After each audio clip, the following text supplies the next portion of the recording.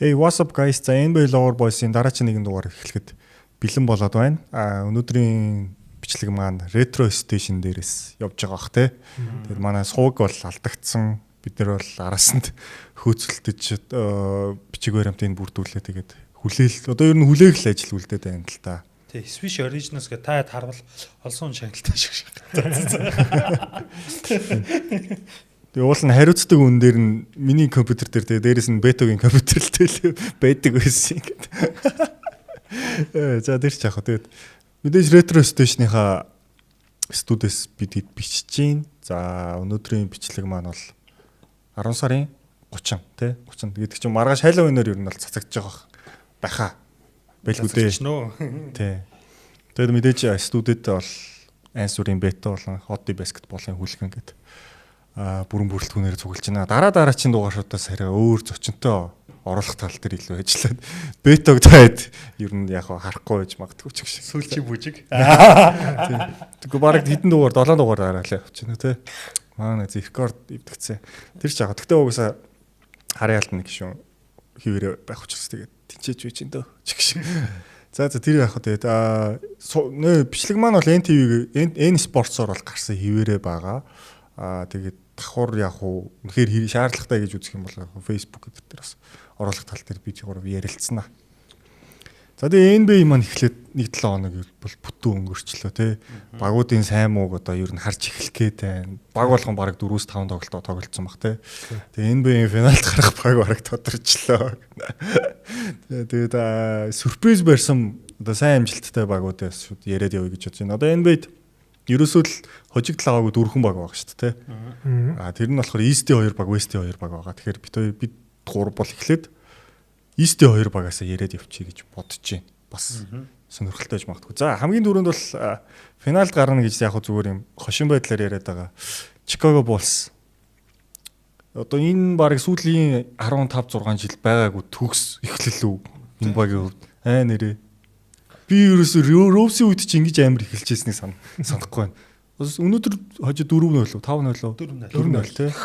Ер нь тоглолтын үзүү яав вэ? Хэдүүлээч одоо бүр плей-инээс гаргаа хийцэн баг шүү дээ. Тий.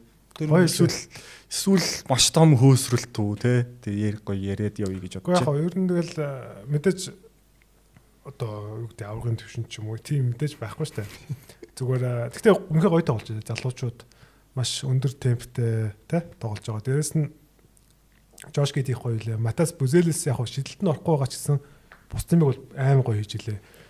Бүзэлэс ер нь над тийм Орландогийн Аарон Гордон дурах санагдаад байгаа. Ер нь юм хийдэг тий блок хийж байгаа нь тэр. Юм болохоор л Аарон Гордон л яриагаа явуулдаг болчтой ч. Тэгээд юу хин копивайт гэмтэлтэй байгаа шүү дээ тий. Тэгээд Trey Jones гараад маш сайн байгаа. Хоёр олбогчтой гараад байгаа тий ер нь. Дээрэс нь Kevin Huerter бүр аймаг гоё лээ. Яг ялангуяа тэр Josh Giddey, Kevin Huerter хоёрын пик нь бол Kevin Huerter ч бүр ингээд дандаа бүр заслуун тавиад заслуунаас гарч 3 шиддэг ч юм аймаг гоё тоглож байлаа. Ер нь залуучууд их гоё эхэлж байна. Гэтэ яг мэдээж ингээд жоохон уруудан л та. Гэтэ интернеттэй хэлзээвэ гэдэг хараа тий. Гиснээс нэг BDD нэг одоо байнга л нэг шүүмжлээд байдаг. Никола Хүсевич ч ямар амар байна. Хүчээсэн. Бүр одоо баг Европ баг шилдэг 2 3 дахь төв шиг байлаа шүү дээ. Статын хараа. Би яг бүтэн тоглолт нэг амар үзээгүй л те. Ингээд нэг тоглолт завсарсан үеэр ч юм уу тайлт хараал те.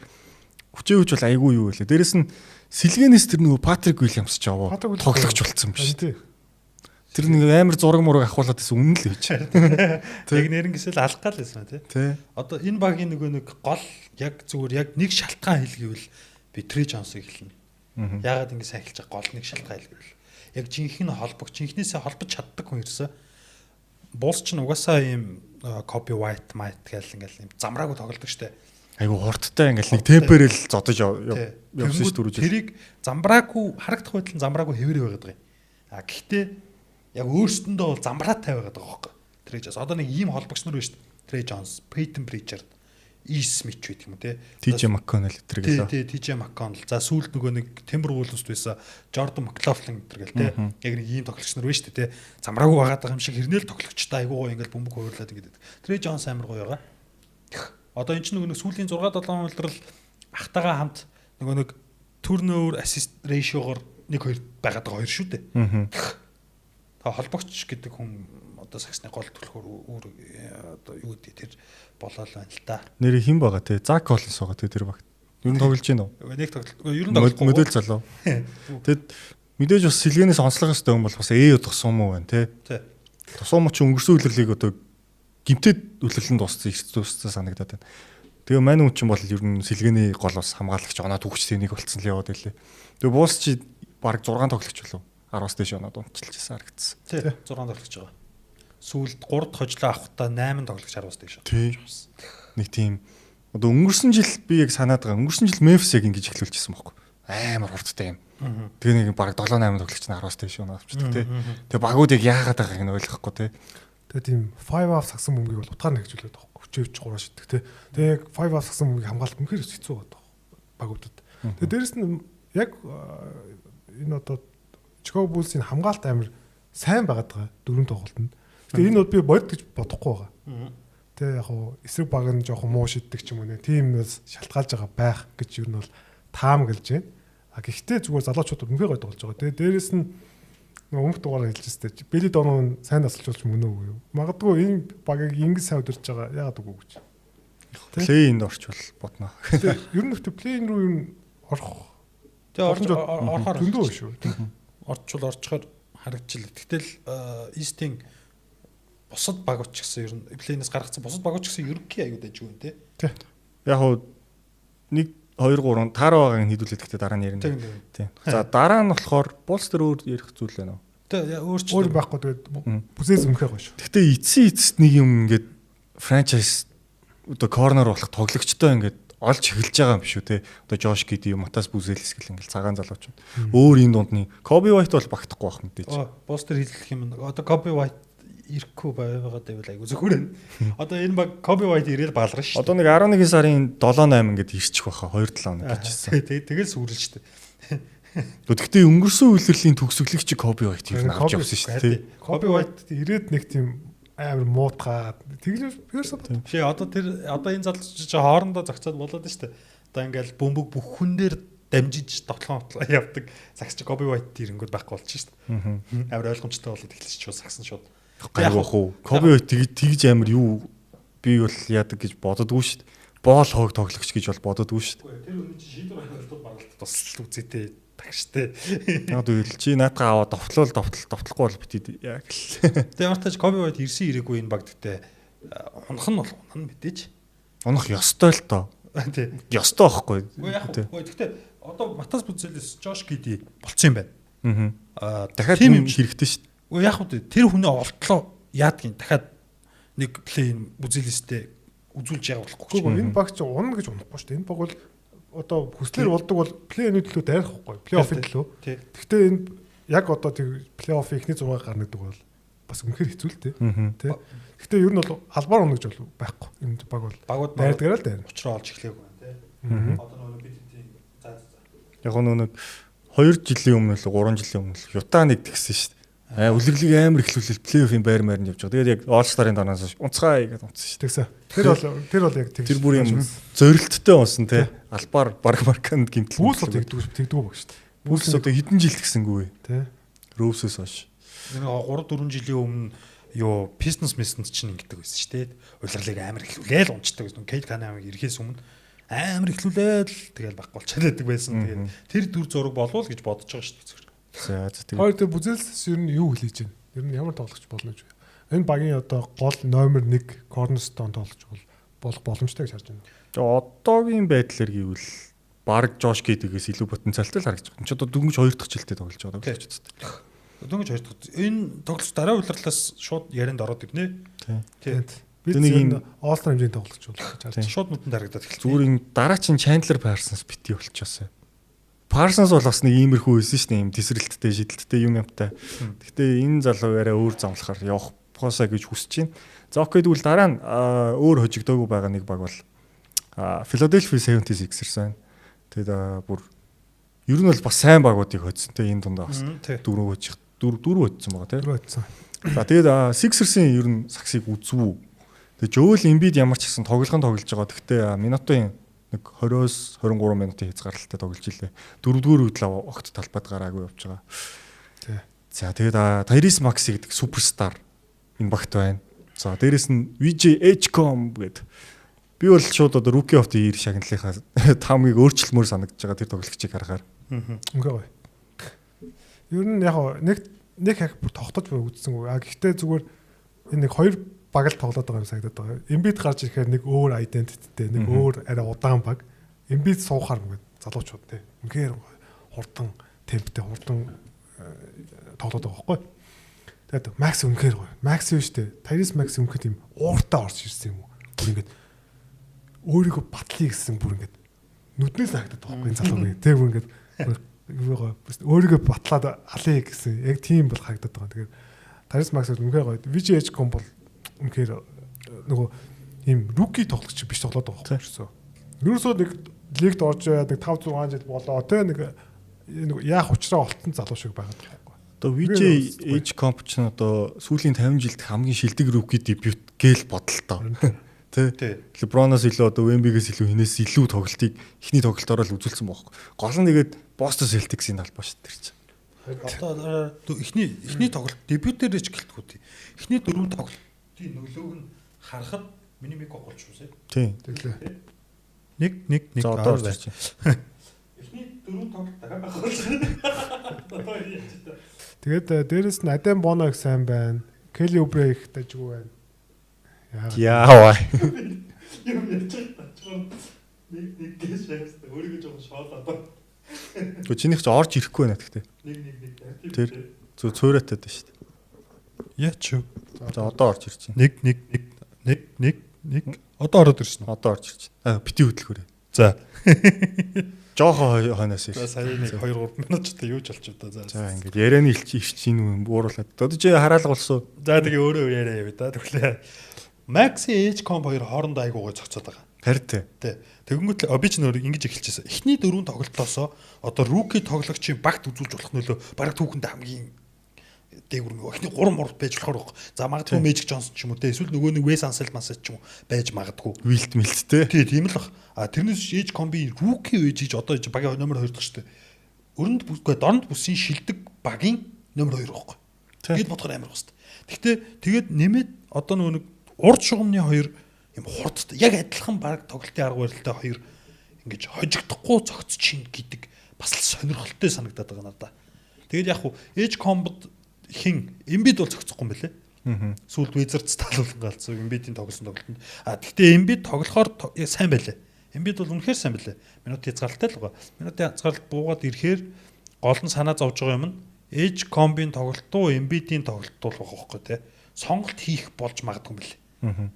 Яг Nick Nurse энийг бол харцсан л байгаа. Илүү зөрүүлж тоглох ёстой маань. Илүү Bonoтой зохицуулах юм байна те. Төв дээр гарч байгаа бол Bonoтой одоо Grimesтэй ч юм уу те.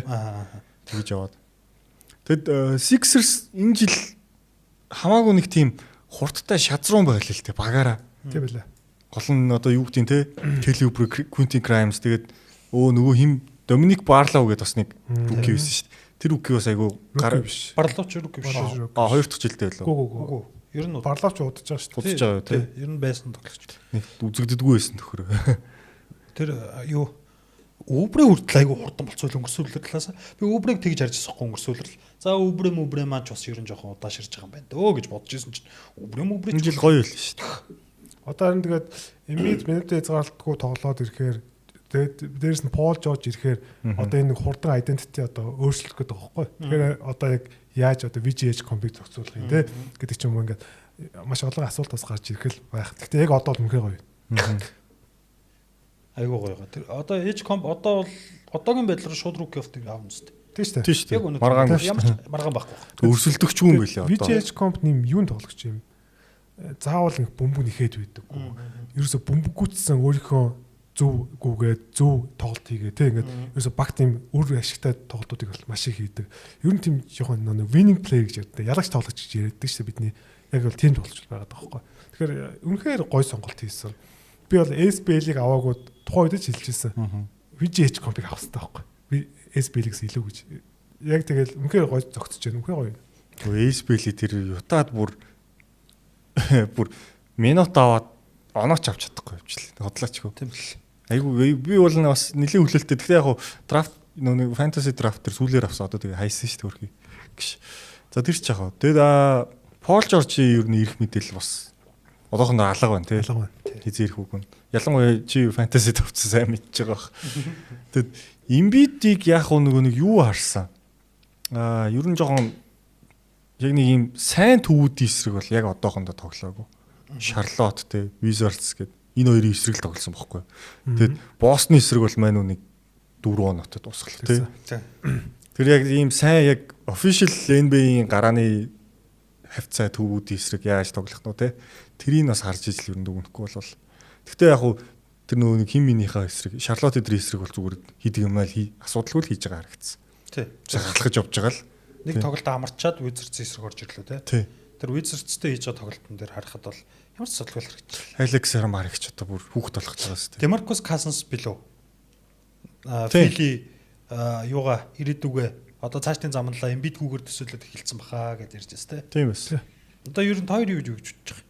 Эхэлцээ. Ер нь одоо VGH комбиг сонгодог яг тэр баггүй. Ер нь VGH комбиг тэр нэг драфт ирэхийг бас солино гэж яригдадсэн шүү дээ. Одоо яг шууд сайн тоглож авчираа тий. Эмбид, Пол Жорж, Макси 3-ын хажууд авчирна гэжсэн. Тэгээд VGH комбиг сонгодог нь бол за Joel Embiid-ийн нэг таймлайн энэ байна. Максигийн таймлайн энэ байна. Тэгэхээр хэрвээ Joel Embiid-ийн таймлайн худлаа болох юм бол Максигийн таймлайн руу шууд орохгүй. Тэгэхээр одоо VGH комб, Jared McCain, Maxi гэх тий. Гона тий. Тэг гол нь бас залуучууд байгаад байгаа. McCain ирлээ гэж ботход бас минут толтох уу гэдэг байна л та. Тий. Ээж комч юм бол баг холбогч дээр тоглолцоод болохоор нуруутай юм билээ шүү дээ харахаар. Тэнгүүд одоо сэлгээний холбогч дээр хэн байгаад байгаа байхгүй. Кайл Лоури л байгаа байхгүй. Нэр харахаар. Одоо энэ багийн хувьд Tyrese Maxey бүр аз одно гийсэн бүр үнэхээр азтай зүйл тохиолдол боллоо. Багийнхны хувьд шүү. Юу гэхээр одоо за Maxey нэх онц тоглож болоогүй л гэж бодлоо. Энд нүш нүрээгүй байвал Edge comp сайн байсан ч энд Embiid байгаад идэг. Яах вэ байхгүй те. За Embiid-тэй одоо 2-3 удирдалтаа аална гэх үү. Эсвэл Embiid-ийг золионд гаргаад Edge comp-ыг хүлээх үү те гэж эргэлзэх байтал одоо бол яасан ч болчих жоохгүй. Тэр хоёрыг холбоод өгчөж байгаа те. Тийм шууд одоо алах гад үзье. Тэгээд Embiid худраад 2 жилийн дараа мараа болвол дахиад ирээдүйн Maxi Edge comp-тэй. Тэгээ Maxi энэ багийн хувьд бол бүр маш том аз. Maxi ер нь бүх NBA 2 дугаар багт нэрлэгдэх хөө энэ жил. Арай барахгүй хөө. Арай барахгүй. Хоёрлоо юу? Эхний 10 тоглогчсон шүү дээ. Шилдэг 10 тоглогчсон байхгүй.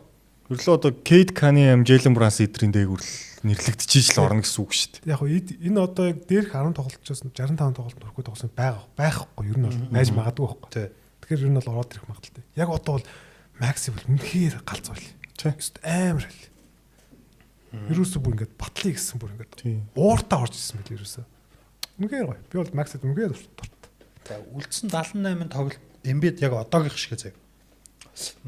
Нэг өнжөөл нэг гаргаал, нэг өнжөөл нэг гаргаал шүү дээ. Пол Жорж нэг үлхэн салгын 90 болон. Энэ баг плей-оффт орох уу ихний 6-гаар? Би бол орно гэж таамаг өгсөн баг шүү дээ. Би бол орохгүй гэж таамаг өгсөн. Би бол ихний 6 гэж өгсөн. 6-аас ч дээсэлж магадгүй байна. Зүгээр яг энэ тоглолт ер нь харуул. Яагаад гэдгийг нь одоо ярина те. Тий. Дээр нь байгаа нэг тийм байна да.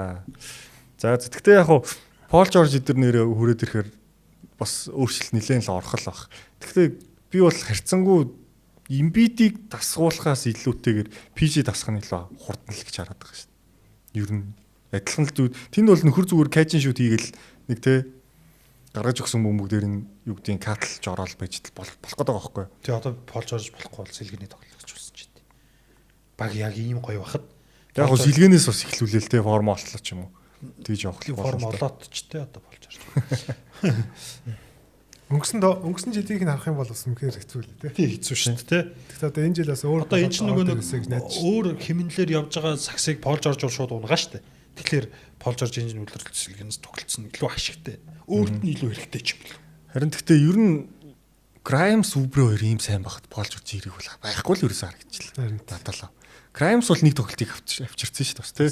Edge comp нэг болоог өдөр Тэгэд Grimes угсаа энэ жил өөрийгөө бас батлах харуулах шаардлагатай жил байгаа. Мөнгө болохын тулд эргэжил бол тийм.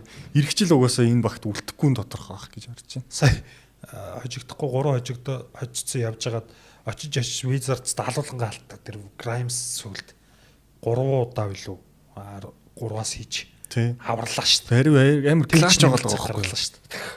Тэгээг бол тэгээд Wizards тажигдсан гэсэн. Тэгээд огт тоглоогүй болж орж минут хязгаарлалтай байсан Embiid хоёрыг буруу болоод дууссан шүү дээ. Айгуулал тэр хожигдол. Тэгээд. Гэхдээ надаа Edge комбийн тоглолт нэг тийм хинтээ айгу төстэй харагдсан. Антони Эдвардс руу харагдсан шүү. Тий, Эдвардс руу юу төстэй шүү. Тесрэлттэй юм айгу юм тесрэлттэй ордог юм хүчтэй ордог тэгээ шидүүл шидчихдэг те. Эхлээд бол нөгөө нэг харьцуулт нь бол мичл зэйчэлтэй байгаад байсан шүү дээ. Тэгээ мичлиг бодвол бүр юм тесэрч орж ирдэг байгаа даа. Амар орж байгаа яг ороод ирэхээр. Мичл ч болохоор юм арайраа нэг юм дундуур нь зайгаагаад ингэ сүлжиж мүлжээд нэг тиймэрхүү үйдэн шүү дээ. Мань хүн бол шууд л балкад болгочих гол хэл. За тэгээд дараачийн сэдв рүүгээ оръё гэж бодож байна те. Майами гэхгүй. Майамиг бичлүү. Хитийг ярьж болно. За ярьч юм. Хит гоё шүү дээ. Би Майамиг ярих гэж ирсэн байхгүй. Майами сэдв дээр байгааг бол ирэхгүй юу? Бараг тэгээд нэрөө. Майамигийн Монгол дахь албан ёсны. Гэтэ Майами үе бүр ингэ шал өөр Майами бүр 360 гэсэн Майами гэдэг харж байна. Хүн хэро мэрон байхгүй. Хэро байхгүй. Сүүлийн үед тоглолт Норм Паул байсан шүү дээ. Энэ аль үнэхээр энэ баг одоо довтлогоор лиг тэргүүлж байгаа. Net rating-ээр 2 тугаа. За энэ нэг хамгийн сонирхолтой. Pace-ээр лиг тэргүүлж байгаа. Үнэн уртад болж байгаа. Тэгээ би нэг өөрийнхөө пэйж дээр бичижсэн. Тэгээд энэ баг шал өөр степээр одорсон. Нөгөө нэг өнгөрсөн жил нөгөө Noel Roche нөгөө Memphis Grizzlies гэдэг байгаа ийм бөмбөггүйцлээ хийдэггүй ийм хурдан довтлоо гэдэг байгаа шүү дээ ийм. Ерөөс нэг эсрэг нэг тоглоод ороод задлаа тийм. Энэ тоглолтыг бол ингээд бүрэн утгаар нь хэрэгжүүлээд байгаа байхгүй. Тэгээд одоо ингээд 3-1 өнөө тийм амжилтанд. Тэгээд эхний тоглолтод баг хожингоор алдсан шүү дээ. Тийм.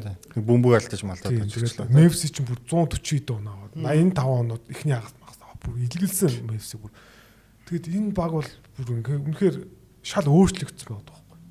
Би үнэхээр одоо хин tips гэсэн. Spoilstrag бол үнэхээр тийм утаа довтлоог 2 жил ардаа сүүлийн 2 жил Miami Heat-ийн довтлогоо сүүлийн 10-т бичсэн байхгүй юу? Довтлооны рейтингээр. Үнэхээр оноо авахд үнэхээр хэцүү байдаг байсан шүү дээ. Бид нар үсэ мэднэ. Угсаа хироогоос л зүгцсэн шүү дээ сүүлийн 2 жил тий. Тэгэл байм зам амар муу байсан шүү дээ. Амар удаан довтолдог тий. Ингээл дана хувилбар явдаг. Одоо ямар ч хувилбар дуудсан юм байхгүй. Бүгдээр маш ад жаргалтай, ихтгэлтэй тоглож байгаа байхгүй. Тэгээ энэ систем дээр ерөөсөө хаймаа хакуз төгс тохирч байна уу? Шилдэг 6 тоглогч. Тэгээ хакуз бүр ингээд юм шал өөр байгаа гэсэн үг. Ерөөсөө 3 талд тоглож илээ. 3-аас үл амар. Ер нь хакуз нэг сул тал нь бол 3-аас их шиддэг байсан байхгүй. Хөвчлэн нэг юм ороо задалдаг төрөл юм биш тий. Дээрээс нэг пост-ап хийдэг байсан. Одоо болохоор орж ийн 3-аа шидэж ийн пост-ап хийж. Тэгэд хамаагүй илүү тесрэлттэй болсон байлаа. Тэгэхээр ер нь Miami Heat одоо тэгээ хэро ирчихээр улам гоё гэж харж шээ. Тэгээд би нэг статистик ардаа яасан байхгүй. Харин энэ бүр аим сонирхолтой статистик. Miami Heat нэг 100 тоглоо тутамд одоо 22 одоо бөмбөгтөөс л авч. Энэ бол бүр лигийн бүр хамгийн доогуур зүйл. Тэгэхээр ерөөсөө нөгөө нэг пик нь бол хийхгүй гэсэн. 22 гэдэг бол бүр амар доогуур байхгүй. Өнгөрсөн жилийн Memphis-аас доогуур. Тий. Тэгээд тэр нөгөө Memphis-ийг хождог тоглолт шүү дээ. 146 114 ярцаад байгаа хождог. Тэрэнд 10 удаа бөмбөгтөөс л авсан. Тэгэхэд ард нөгөө талд Memphis л 94 удаа бөмбөгтөөс л хийсэн байгаа байхгүй. Тэгэхээр ерөөсөө энэ амар маш тийм фри тэгсэн мөртлөө маш пэс өндөртэй. Зүгээр эсрэг баг нь довтлогоо алдсан уу, оруулсан уу хамаагүй шууд гаргаад нөгөө талд бүгд ийм ерөөсөө бүр ингээд кодлогдсон. Тэгээд ийм хувилбар зурж байгаа ийм одоо ингээд айхтар ингээд гой хувилбар ерөөсөө тийм байхгүй. Тэнгүүд нь л хаймаа хайкаас орж байгаа ороо задлана. Devin Mitchell орж байгаа ороо задлана. Тэгээ энэс бөмбөг шилжлээ. Ерөөсөө ингээд бөмбөг маш том энергитэй болсон. Ерөөсөө ингээд бөмбөг шилжээд. Ерөөсөө 14 оны Spurs шиг юм шиг. Үнэхээр гоё тоглож. Ер нь сагсан бөмбөгийг үзэх дуртай хүн бол одоо Miami-д тоглолтыг үзээрэй. Үнэхээр гоё тоглож байгаа шүү. Би өглөө стандингс харж агаад тэгээд хит тэр бодсон. энэ Спольстрагийн ухааны ямар амар юм бэл гэж бодсон. Тэгээ одоо энэ пейс мэс гэдэг нь шүү дээ. Тэгээ нэг юутай тоглолтыг нь гол нь 2 өндөртэй тоглоод байгаа шүү дээ. Гарааны 5 бантай үзээд байгаа шүү дээ. Тэгээд тоглолтыг нь үзэж байгаад ингэж бодсон. Спольстра ойлгоцсон байгаа байхгүй. Дотоо бүрэлдэхүүнтэйч яаж Pacers финалд гарсан юм. Шууд л явсан те. Шууд л хурдан тоглол пейс нүүдсэн те. За тэгэнгүүт энэ дээр нэмээд эн чинь бол улирлын дурш явсан систем те. Тэгэнгүүт энэ дээр нэмээд дутуу баг угаасаа хожих боломжгүй баг боломжгүй жоохтой хожих 10-90% магадaltaй баг яаж том тоглолтод хожиж болдгийг айх юмгүй ерөөсөө гүгээл шидэл зодоол нүдэл хождог штеп. Ерөөсөө яг энэ хоёрыг л гослуулсан бодох. Нэг тоглолтын айх юмгүй зүтгэдгийг бүтэн улирлын нэг системтэй шууд ингэж хослуулаад шууд одоо гарч ирсэн байгаа байдал нь хит одоо ихэнх багуудаас дутуу баггүй гэвэл тийм тий тэгээд хурдан системийг ажиллуулсан East-ийн play-ийг л ирж ирсэн шүү дээ. Чи баг play-off-с гаргачлаа. Тий шүү дээ. Би ч бүр play-инээс гаргачлаа. Нилээн доогор байгаа шүү. Би ч эхний 6 гэж байгаа сүүлд эхний 8 болцсон. Эхний 6 дараа байхсан шүү. Тэгэнгүүт дутуу баг тэгэнгүүт тэр нөгөө нэг юм хурдан одоо Pacers-ийн гэлж явах гэдэг юм л да. Тим системийг ажиллуулж болох хүн байгаа юу гэвэл байгаа тий. Тэгэл одоо Hero Paul хоёр байж болохгүй. Тэгээ энэ хоёрыг байгаагүй л да одоо энэ тоглолтуудад. Гэтэ Spolstra-гийн суулгасан тэр байгаа даахгүй тий. Болох юм ч нүгий тий. Davion Mitchell тэр энэ багт амар гоё болдог тэгэл. Хамгийн том өөрчлөлт нь Хайми Аккуз одоо 3-аас шиддэггүй хүн чинь амар удаан болчихдог шүү дээ. Бүх тоглолтын арга барил нь 3-аас шиддэггүй шууд удаан болчихдог шүү дээ. Яагаад тэгэнгүүт шиддэг болчихгоод хурдан болцсон. Хамгийн том өөрчлөлт бол Хайми Аккуз л. Тэгээд дээрээс нь өнгөрсөн тоглолтноор 8 тоглогч дөө 7 тоглогч 10-аас дээш авсан. Ерөөсөө энд нэг хүн гэж онцгоорч байгаа юм байхгүй. Ерөөсөө бүгд тоглож байгаа. Бүгд оноо авч байгаа. Тэгээд тийм учраас амар өөрсдөө итгэлтэй тоглоод өөрсөндөө амар ад жаргалтай сас тоглоод байгаа байхгүй. Ад жаргалтай сас тоглоно гэдэг чинь ер нь бол одоо дээд төвшний сагсан мөнгө үзүүлнэ л гэсэн үг байхгүй тий тоглогчид. Тэгэхээр үнэхээр гоё тоглож байгаа. Тэгээ баймыг онцмоор нь байм бол 3-аас бүр нүүлгэж ийлээ шүү.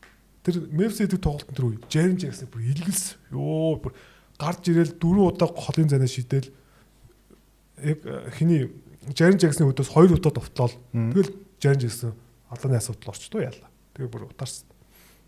Үнэхээр гоё л шүү. Байн болгон үнэхээр 80-д 49 гэсэн явжсэн те. Эхний хагас харсан чаа. Гэтэ яг уу ийм өндөр пейстэй сараа бүтэн үйлрэл явах айгу хэцүү байдаг хөөхгүй. 4 жил Memphis харалцсан байхгүй. Наа чи үйл яг он гараад бүгд ингэ гимтэд алга болчихдог байхгүй. Нэг нэгээрээ ачаалт таахгүй. Одоо Miami ч бас үе үед ер нь бас гимтэл хэцүү байсан шүү дээ. Одоо Hero жишээл гимтэлтэй Норм Баалч бас нуруунд татчихдаг те. Жохон явж байгаа. Индиана бас 4 жил тийм байсан байхгүй. Ингээд улирлын ихэнд гимтсэн болохоор улирлын дундаас яг систем рүү орсон байхгүй. Тэгэхээр гайг байсан. Memphis болохоор улирлын ихнээс ингэж пейсер зодож явж байгаад тал руу нь бүгд суугаа тэгээ бүр 8 хүртэл унсан шүү дээ. Тий одоо нөгөө түрүүний нөгөө жижиг баг том багуудыг яаж хождгийг гэдгийг тэр арга барилаа удаан авчиж чаддгүй чинь ерөөсөө тэр ч тий энэ угаасаа удаан ашиглах боломж байхгүй. Тэнгүүд одоо хүссэн үсээгүү тэнгүүд одоо Tyler Hero ч юм уу Norm Powell-ийн нуруунд дээр очдөг байхгүй. Сүүлийн тоглолт. Тэр үед нь гимтэлтэй байх уу гимтэлгүй байх уу гэдгээс л ихтэй энэ баг нэг сони юм нар да. За бид нар Индиана өөр Memphis гэдэг чинь эдгээр угаасаа ер нь хурдан тоглодог багууд байсан байхгүй. Энэ гой Memphis удаан байсан шүү дээ. Гүг энэ Miami-гоос бол хурдан байсан шүү дээ. Яг го Miami-гаас гэхдээ ер нь бол нэг пейс нь бол 20-оос 23 өгдөг шүү дээ. Илүү хамгаалтаараа яадаг. Тийм. Гэхдээ одоо би бол хардаа энэ Miami өнгөрсөн жилийн Miami энэ жилийн Miami 360 хэрэгсэн байхгүй. Ой 180. 360 хэрэгчил байрны хэрэгчлээ. Тэгээд ингэж нэг зууны дотор ийм өөрчлөлтийг ингээд ийм хурдан игээд ийм өндөр амжилттай одоо эхлүүлж штэ тий. Үнэхээр бас мондог голон тасгалжуулагч юм ба гэдэр бараг солигдоог үсттэй. Солигдоог ухаа тий. Үнэхээр мондог. Бас сонирхолтой тий. Тэгээд Эрик Спольстра энэ жил бараг шилдэг тасгалжуулагч авчих юм биш үсттэй энэ маягаар явуулаа. Энэ байдлаар 3 тоглолтод 2 хожоод яваад ивэл тэгэл юу вэ? Арайч тэгж очих болох. Гэхдээ гол нь ийм бүрэлдэхүүнийг авчирсан гэдэг одоо нарративээр бас авах шанс боломжтой. Эхний 6 руу орчвол тий. Эхний 6-д орвол авчих шүү дээ. Тий. Одоо 8-аар гарсан Docker Rivers авч болоод байгаа. Спот гэдэг нэг ч одоо хайрлыг тасч аваагүй гэхээр амар сонир боо. 13 онд ягаа аваагүй би гайхад шүү дээ. Лиг тэргүүлсэн 27 дараалж бод. Тим багийг тэр зүгээр нөө Лебронтой баг байсан угаасаа сайн байсан баг гэж бодоод өгөөгүй бах тий. Спольстра 13 онд чи юу санагч байна? Тухайн үеийн Дэнүрийн дасгалжуулагч юм байла. Тэ халагдцсан. Дэнүрийн дасгалжуулагч юу? Мелогийн дасгалжуулагч. Жорж Карло. Тийм Жорж Карл авсан. Жорж Карл аваад яг авсан жилдээ халагдсан байхгүй. Тийм шүү дээ. Жорж Карлч яг авсан жилээ тэгээд дараа үлээлэн дээ. Тийм. Халагдсан байхгүй. Яагаад санахгүй юм бол гэж юу 12 жил юу. Тийм шүү дээ. Фүү ийм хололцсон юм. Манай бета жоохон байсан юм. Бета нөгөө дундаа ингэж ороагүйсэн. Шил дэм юм яриад таа. Гэтэ амар гоё юм. Одоо эхний 7 хоног ингээд одоо хараа энэ гурван ярьж эхэлсэн гурван баг шууд Heat, Bulls, Sixers гэж байгаа байхгүй. Огт ярина гэж төсөөлөөгүй. Хүмүүсийн толгойд байна гэж төсөөлөөгүй. Магадгүй Heat, Bulls хоёр бол одоо энэ подкастт дахиж нэг 2 3 удаа яригдвал их юм байхгүй. Одоо бараг цаашаа яригдах байх. Бараг Heat цаашаа яригдахгүй хаа. Гэхдээ одоо ер нь бараг яригддаггүй багууд ингээд яригдчихна гэж гоё байгаа байхгүй те. Лиг өрсөлдөөнтэй гоё эхэлж байгааг нь шинж байгаа. Үзүүштэй эхэлж байгааг нь шинж байгаа. Дараагийн дугаараар Вашингтоныг яриа та. За тэгээд сайн хайжгаар саар гэж тэгвэл East-д хүлээлтэнд хүрээгүй. Ер нь бол айгүй таарах ихлүүлж байгаа нэг. Одоогор хүрэхгүй байгаа яа. Тэгээ одоогийн байдлаар ер нь хүрэхгүй юм шиг байлаа баг. Муу тоглоод байгаа нэг 2 багийг бол ярих гэж бодож байна. За эхнийх нь бол бид ичмаар бүсийн ихний 3 4-өөр бүгдийг гаргах чад байгаа. Орландогийн шидтдэнгүүд гээд баг байна. Энэ баг өнгөрсөн жил нөгөө нэг лигийн хамгийн шилдэг хамгаалттай одоо 3 багийн нэг байсан. Одоо лигийн барыг хомоол хамж байгаа хамгаалттай баг байна. Тэ барыг тоглолт болгонд 140 ханаалттай болчих. Энэ багийн товтлогоог үзэхээс бас хэцүү болсон байна. Desmond Bane ирсэн мөртлөөсөө Jalen Suggs-тай байгаа мөртлөөсөө 2 лидер нь байгаа мөртлөөс. Тэгээ Орландо Мэжикийн юу нь болохгүй байна. Хинээс эхэлж ярих уу? Юунаас эхэлж ярих уу? Хитрхи ойлгомжтой зүгээр. Хамгийн энгийн нүдэн дээр харагдаж байгаа юм бол хитрхи ойлгомжтой. Ерөөсөө нэг юм сүртэй гоё хөлбөрч байдаг юм уу те. Ингээд шин юм байхгүй. Ерөөсөө Банкеро Вагнер дайрдаг те. Ингээ байж байгаад болохгүй болоод дөрөнгүүд Бэйн довтолдог. Яг амар ойлгомжтой байна. Маш ойлгомжтой. Би бол энэний хамгийн гол муу нэрийг нь бол Банкеро авах хэрэгтэй гэж байна. Банкеро бол маш тийм efficiency муутад тоглож байгаа. Дээрэс нь яг ингээ үзэх юм бол шүү дээ. Банкеро амар буруу шийдвэр үзүүлдэг байгаа ч аахгүй. Ерөөс ингээ дундаас амар хэцүү байдлаа шийдэж байгаа гэдэг ч юм уу юм. Тоглолтоо шат ахиулах хэрэгтэй байтал нөгөө л нэг уучны Банкеро аваад ирсэн те. Тэгээд яг Банкерогийн статистик харах юм бол 3-ын голоос 21 хувьтай шийдэж байгаа. Дундын зайнаас 33 хувьтай шийдэж байгаа. Тэгээ ихэнх товтлогоо дундын зайнаас шийдэж байгаа. Одоо тэ нэг хүсрэлттэй шийдэлт гэж одоо нэрлэдэг шүү дээ. Тэгээд хамгийн муу шийдэж байгаа юм байна. Харин тийм. Лиг. Тэгэд амар олгон орлого хийгээд байгаа байхгүй. Тэгэхээр Франц Вагнер бол гоё байгаа. Франц Вагнер бол хийдгээ хийж байгаа. Вагнер хийдгээ хийж байгаа. Миний фэнтезид байгаа. Тий. Тэгээд Desmond Bane яг хуу шидэлт нь орохгүй байгаа ч гэсэн ер нь бол Bane бол нөгөө нэг хийдэг юмуд бас хийгээд байгаа. Тэгэхээр хамгаалт яг яагаад ингэж байгааг үнэхээр мэдэхгүй байна. Үнэхээр одоо эсвэл амарч жагаад орж ирээд нөгөө нэг өндөр бие минь буларцсан яваад байгаа мó. Өндөр төвшөнд арайха очамжаагүй юм уу те мэдэхгүй. Гэтэ довтлогон дээр бол харин би бол Банкерог шүүмжлэр байгаа. Тэгээ би ер нь зүгээр өмнө шилжижсэн да ер нь хэрвээ Вагнер Банкер хоёрын нэгэн салга гэх юм бол би магадгүй зүгээр Вагнерыг авч үлдэх баха гэж ер нь бол ярьжсэн. Тэгээ түрүү нэг хин гадны нэг анализ хэлсэн бэлээ. Банкерог Жош Митийг зөвлөсөн бэлээ. Тийм. Хин багхгүй. Ямар Кирк лээ? Биш Кевин О'Коннор. Биш Кевин О'Коннор шин нөө Кирк ч. Кирк Голдсбери. Тэр хэлсэн. Тэр хоёрыг андуурч байна.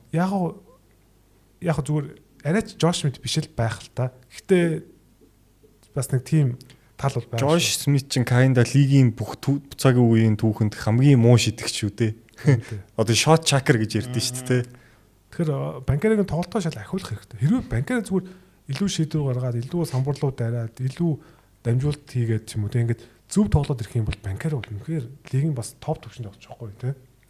Банкеро ч нь одоо тэгээд зүгээр хоёр дахь жилдэл Кливлендийг ганцаараа хожин галцсан шүү дээ.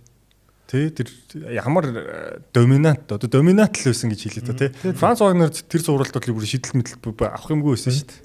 Тэгэхээр одоо бол яг Банкеро дээр л жоохон надад шүмжлэх стил юм болов уу гэж санагдаад байгаа.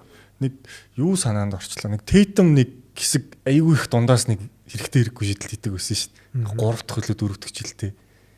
тэгж байгаа нэг үлрэлийн дундаас гайг болсон. Одоо тэр шиг л юм болох гээд байгаа юм болоо гэж үздэг шүү дээ. Питэмж ИБ хоёр ч яг нэг ингээл яг үлрэл эхлээл ингээл харангууд нэг нь ингээл алж идэл тэгнүүд хожигдол эхлэнгүүд л муулалд нь шүү дээ. Тэг яг нэг тим нэг дундын шидэлтэйг л галшуулсан байна л да. Одоо Андрю Вигэнс тэр айгүй их хийдэг байсан те.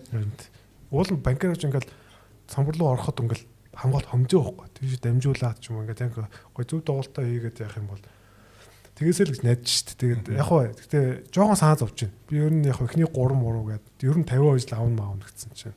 Судалгуул гэж бодож илаа шүү дээ. Жоохон эвгүй эхэлж байна. Гэхдээ яг хөө үлрэлний дундаас бол айгу очиж очихгүй л гэж найдаж шүү дээ. Тэгээ яг хөө энэ багийн хамгийн нөгөө нэг гол асуудал нь урт шугамын хамгаалт. Jalen Suggs ер нь бол бүрэн формд ерөөсөө ороогүй лээ. Жоо мяд хязгаалттай тоглоод тийм. Тэгээд Anthony Black ер нь тоглолтуудыг дуусгаж байгаа харагдаад байгаа. Тэгээд Suggs ч уул энэ багийн яг одоо нөгөө мотор гэж ярьдаг те. Яг тэр хамгаалтыг хариуцдаг юм баггүй. Тэгээ урт шугамнаас хамгаалт муутай болоод эхлэхээр энэ багч ингээд шүүрэн шанах шиг болоод байгаа л санагдаад байна. Би яг хөө 2 тоглолт үзсэн баха. Тэр нэг Sixers тожигдв. Sixers дээр бол зүгээр Max дээр зүгээр хажуугаар ингээд гүүгээр явчихлаа шүү дээ. Тэгээ дээрэс нь сэлгэнээс бас жоох хэцүү байна. Ер нь ах Вагнер ирээгүй байна. Тийм. Нэр гол нь ах Вагнер. Тийм. Тэгээд сэлгэнээс бол зүгээр надад зүгээр туссан нь бол Тристен да Силва л байлаа. Тристен да Силва үнэхээр гоё гоо. Тристен да Силва чи сэлгэнийхэн шилдэг оноод өгчүүл шүү дээ. Бус нь бол бас жоо аргагүй шүү. Уул нь нөгөө нэг хим юм байгаа шүү дээ. Tyus Jones, Anthony Black бол дайжгүй. Anthony Black дайжгүй. Тэгээд Jonathan Isaac-ыг баг ашиглахгүй байгаа хэрэг. Баг гинтэлтэй байна уу яасан. Тэгээд Jet Howard-ыг баг ашиглахгүй лээ. Gogo Bitadze гарч ирээд яг хөө Bitadze бол гарч ирэл хийдэг юм аа л хийж байгаа хөө нэг 5 сомбор 6 хоног ч юм уу те. Тэгээ Бето жоохон баярлж байгаа хаа. Гарааны 5 зөгцөхгүй мөгцөхгүй гэдээ бид хоёртай айгүй зүрсэн шүү дээ. Гараа гэлтгүй Tyus Jones-ыг сэлгэнээс ч нэг ашиглахгүй. Яагаад вэ? Яг адилхан тоглолттой дүү арай муу Trey Johnson тэнд Bulls-ыг бүтэн өөрчилчихэд Tyus Jones өнгөрсөн үеэр Suns-ыг маш гоё ихлүүлсэн.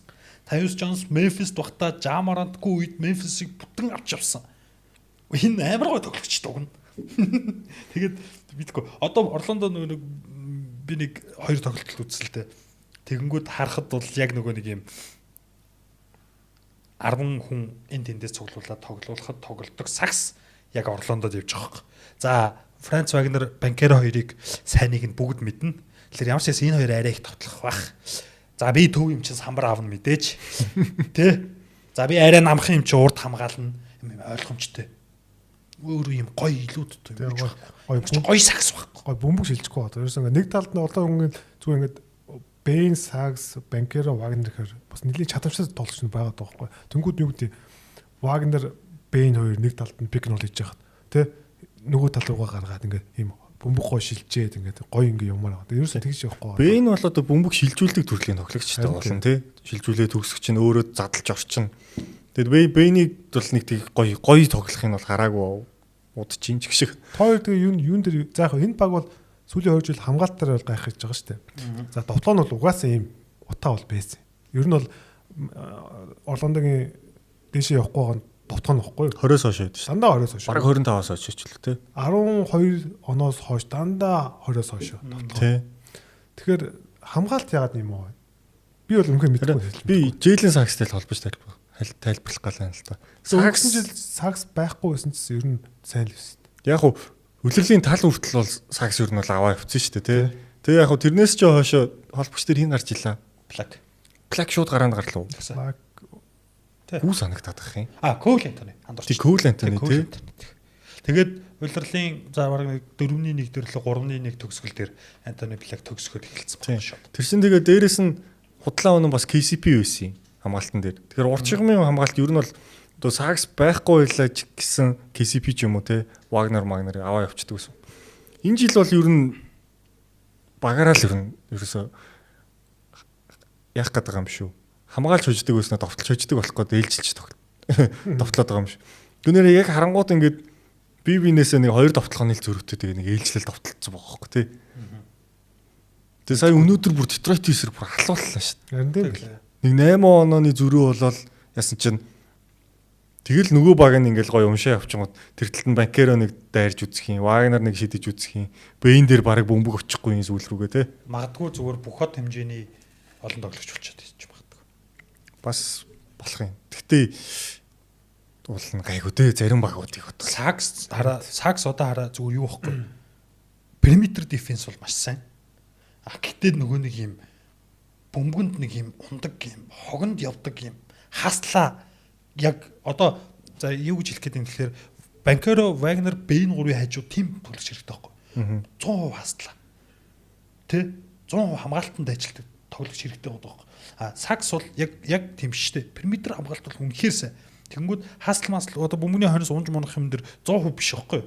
Тэгээд бас ундаа шүү дээ. Үгүй 100% биш. Одоо энэ 3-ын хажууд бол 100% тийм хүн хэрэгтэй байгаа юм. Тэгэхээр сакс бас өөрөө оноо авдаг тоглогч.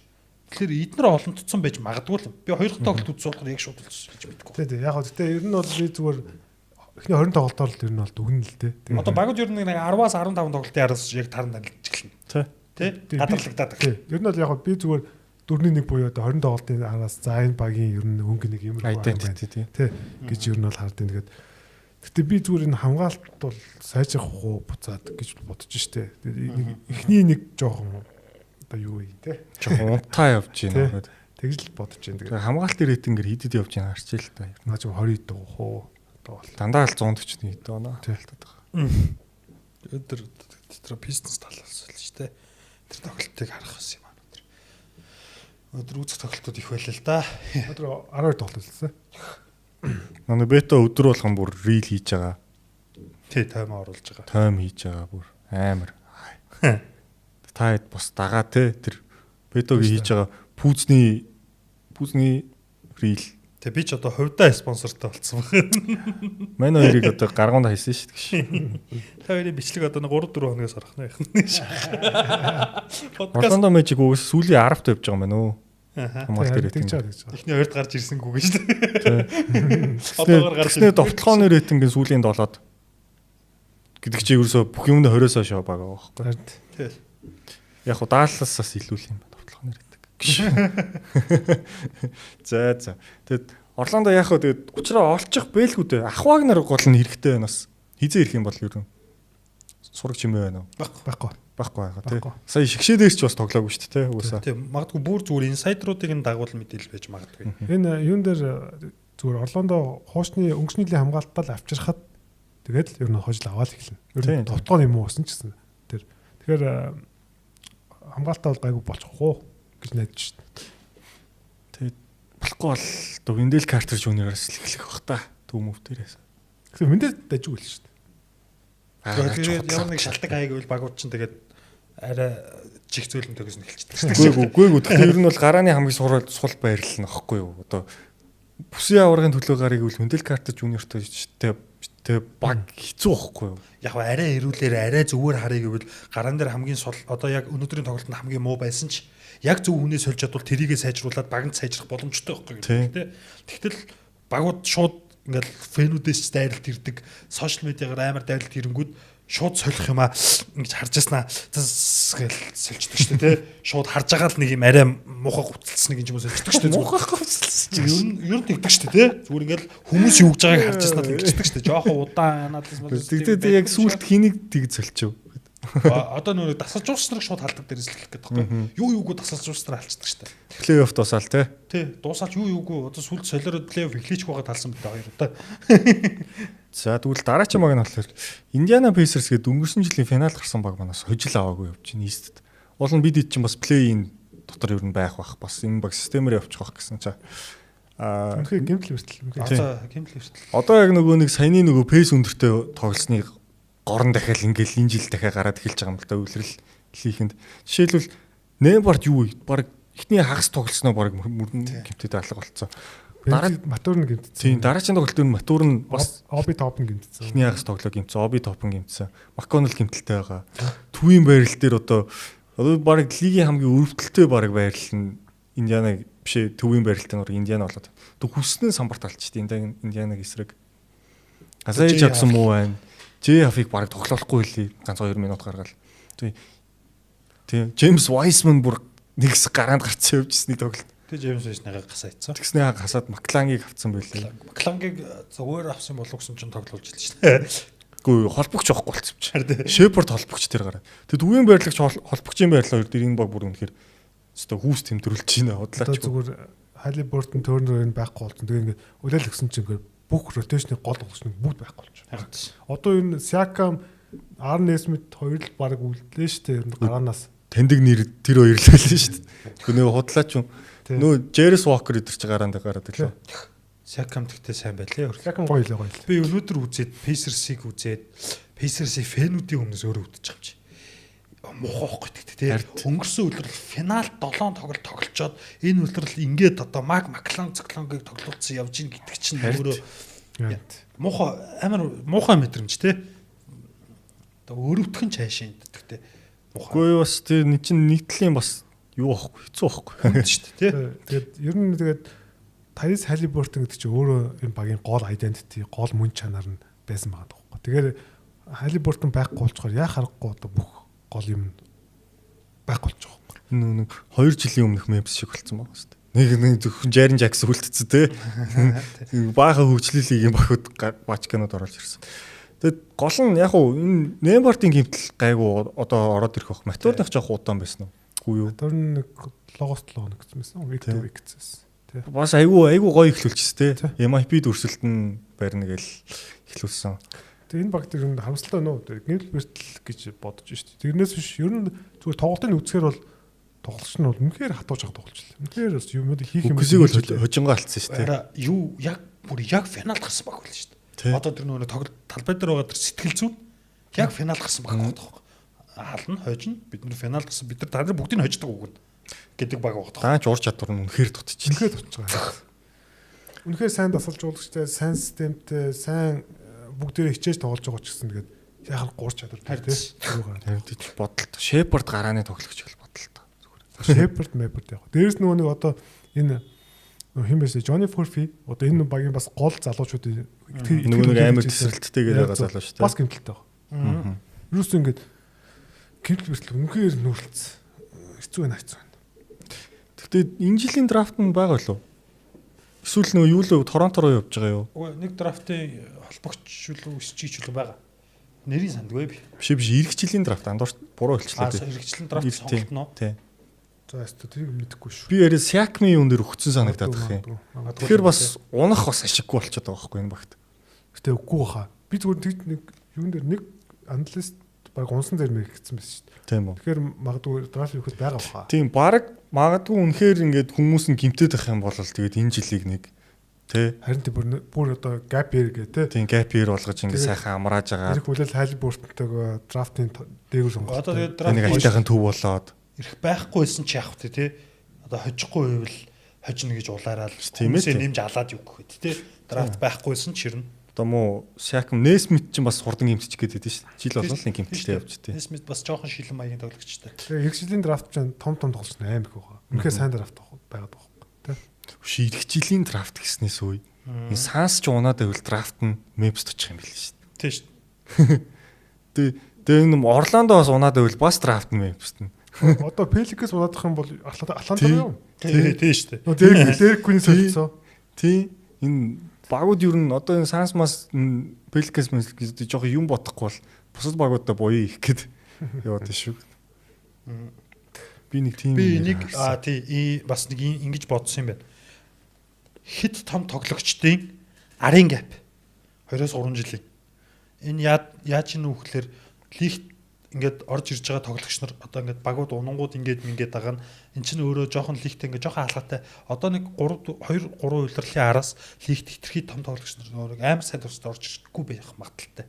Энэ нөгөө таймлайнаар нь ухраагаад бодонгууд ер нь таймлайн буцаж ирдэг шүү дээ ер нь тий. Айл нэг цаг үе буцаж ирдэг шүү дээ. Бодонгууд Жорто орж ирэх хүртэл лиг байгаа байхгүй. Тэрний өмнө Magic Karim ингээд байсан тий. Julius Erving байсан. Одоо сая Wemby орж ирэлтгэл гап яачлаа шүү дээ. Үгүй одоогоос 2-3 удирлын дараа гэж байгаа чинь. Одоо тэгэнгүүт одоогоос 2-3 удирлын дараа нөгөө нэг бүр аль дээр сольсон одоо энэ KD ч байдаг юм уу, LeBron ч байдаг юм уу, тим хэмжээний гэж байгаа шүү. Тоглогч нарыг сольсон драфт ирэхүүд ингээд багууд руу яваад өгөх. Тэгэхээр нөгөө багууд чинь унах гэхээр драфт нь байхгүй, унахгүй ихээр хожих. Тэрийг яриад байгаа юм. Ийм гап үүссэн гэж бод. Ийм юм анзаарсан юм байна. Одоо жишээлбэл нөгөө нэг Bucks Max байгаа байхгүй тий. Уны ихээр драфтгүй очиод байдаг. Гэтэ ингээд ээшилж бас бүр амар чадахгүй тий. Лигт хортой ийм зүйл жоохон магадгүй баг. Тэр нэг Jordan ч лигийг аварсан гэдэг штэ. Дэлхийн нийтэд сурчилж. Тэгэхээр яагаад аварсан гэж байгааг уналтанд орцсон байгаа юм л авар штэ. Тэгэхээр лиг ер нь ингэж нэг ундаг. Тэр юу удахгүй ирж иж магадгүй гэж бодсон би хувьдаа. Вэмби юм чи гайг бахуу гэж. Бас тийм ээ. Вэмби тэгээд за тэгэхээр нэр BTD-г яг нэг подкаст хийсний оройн нөлөө маргааш нь бас нэг айгу ноцтой мэдээлэл гарсан байсан. Тэрийг бас нэг хальт яриад хөрөг гэж бодож байна. Chance Billups гэдэг Portland Trail Blazers-ийн дасгалжуулагч асан лидэ тий. Тэгээд Terry Rozier-нар бол өөрсдөө нэг бит тавьсан тий. Мөрөдөө тоглосон. Хэрэгээр бол тэр хоёр өөр тустай. Хоёр тустай л та. Terry Rozier-ийн чинь болохоор нөгөө нэг өөр дээрээ бит тавьсан тий. Тэрийг одоо цохион байгуулсан. Ер нь яг найздаа хэлээд найз нь тэр мэдээллийг нь тавиад тэгээ мань хүн одоо ашгаа хүртэн гэсэн үг байхгүй. Тэгээ манай нэг ч бүр мөнгө зөвгөө тоолоод авч явахыг нь бүр харсан гэдэг байхгүй. Тэр чинь нөгөө гифт нь очиж мөнгөө ингээд тоолоод авч явсан мөсөн гэдэг. 2023 оны 3 сарын 26 гэлөө. Шарлоттд байх. Шарлотт байхад манай хүн өөрийнх нь аандар дээр ор гээд тэгээ манай хүн талбай дээр гараад хэсэг гүйж ягаад буцаа байхгүй. Тэгээ нөгөөдөө тоглолтод дахиж орж ирэх байхгүй.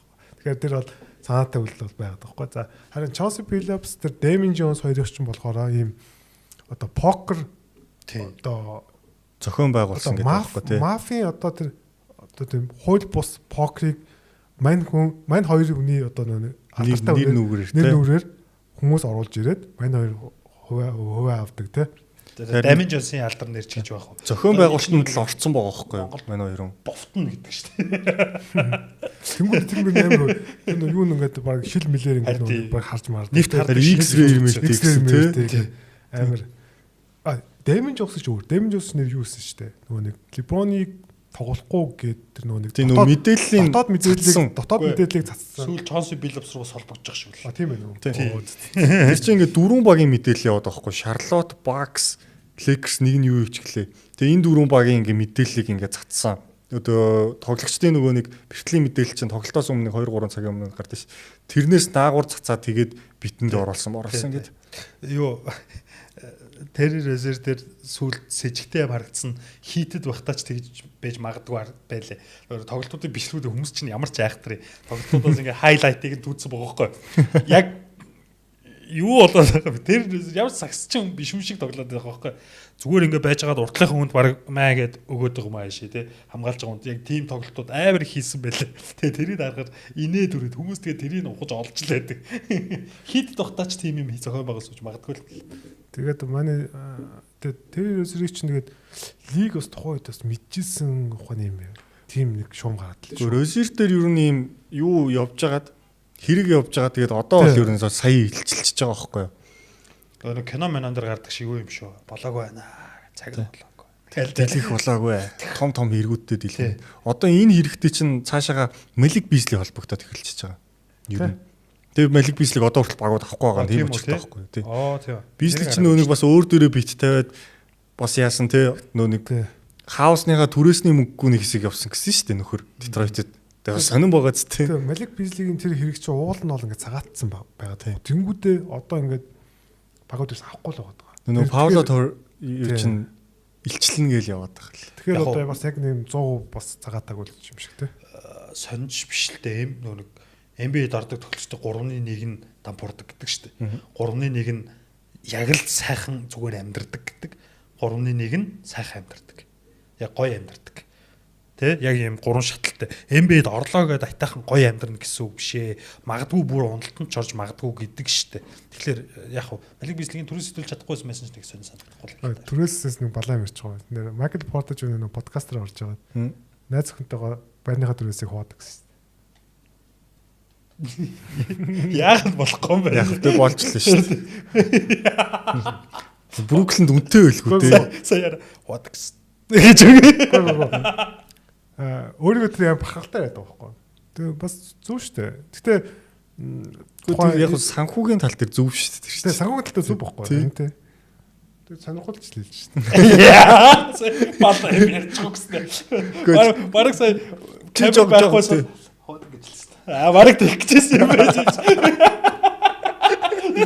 Зүгээр сонирхолч хэлчих шиг. Гэхдээ саяны бол надад айгүй Michael Porter Jr. айгүй тийм зөв юм үйлчлэлтэй залуу байли. би тэр подкаст эдрүүдийн 2 3 уусан те чи. Подкастуудын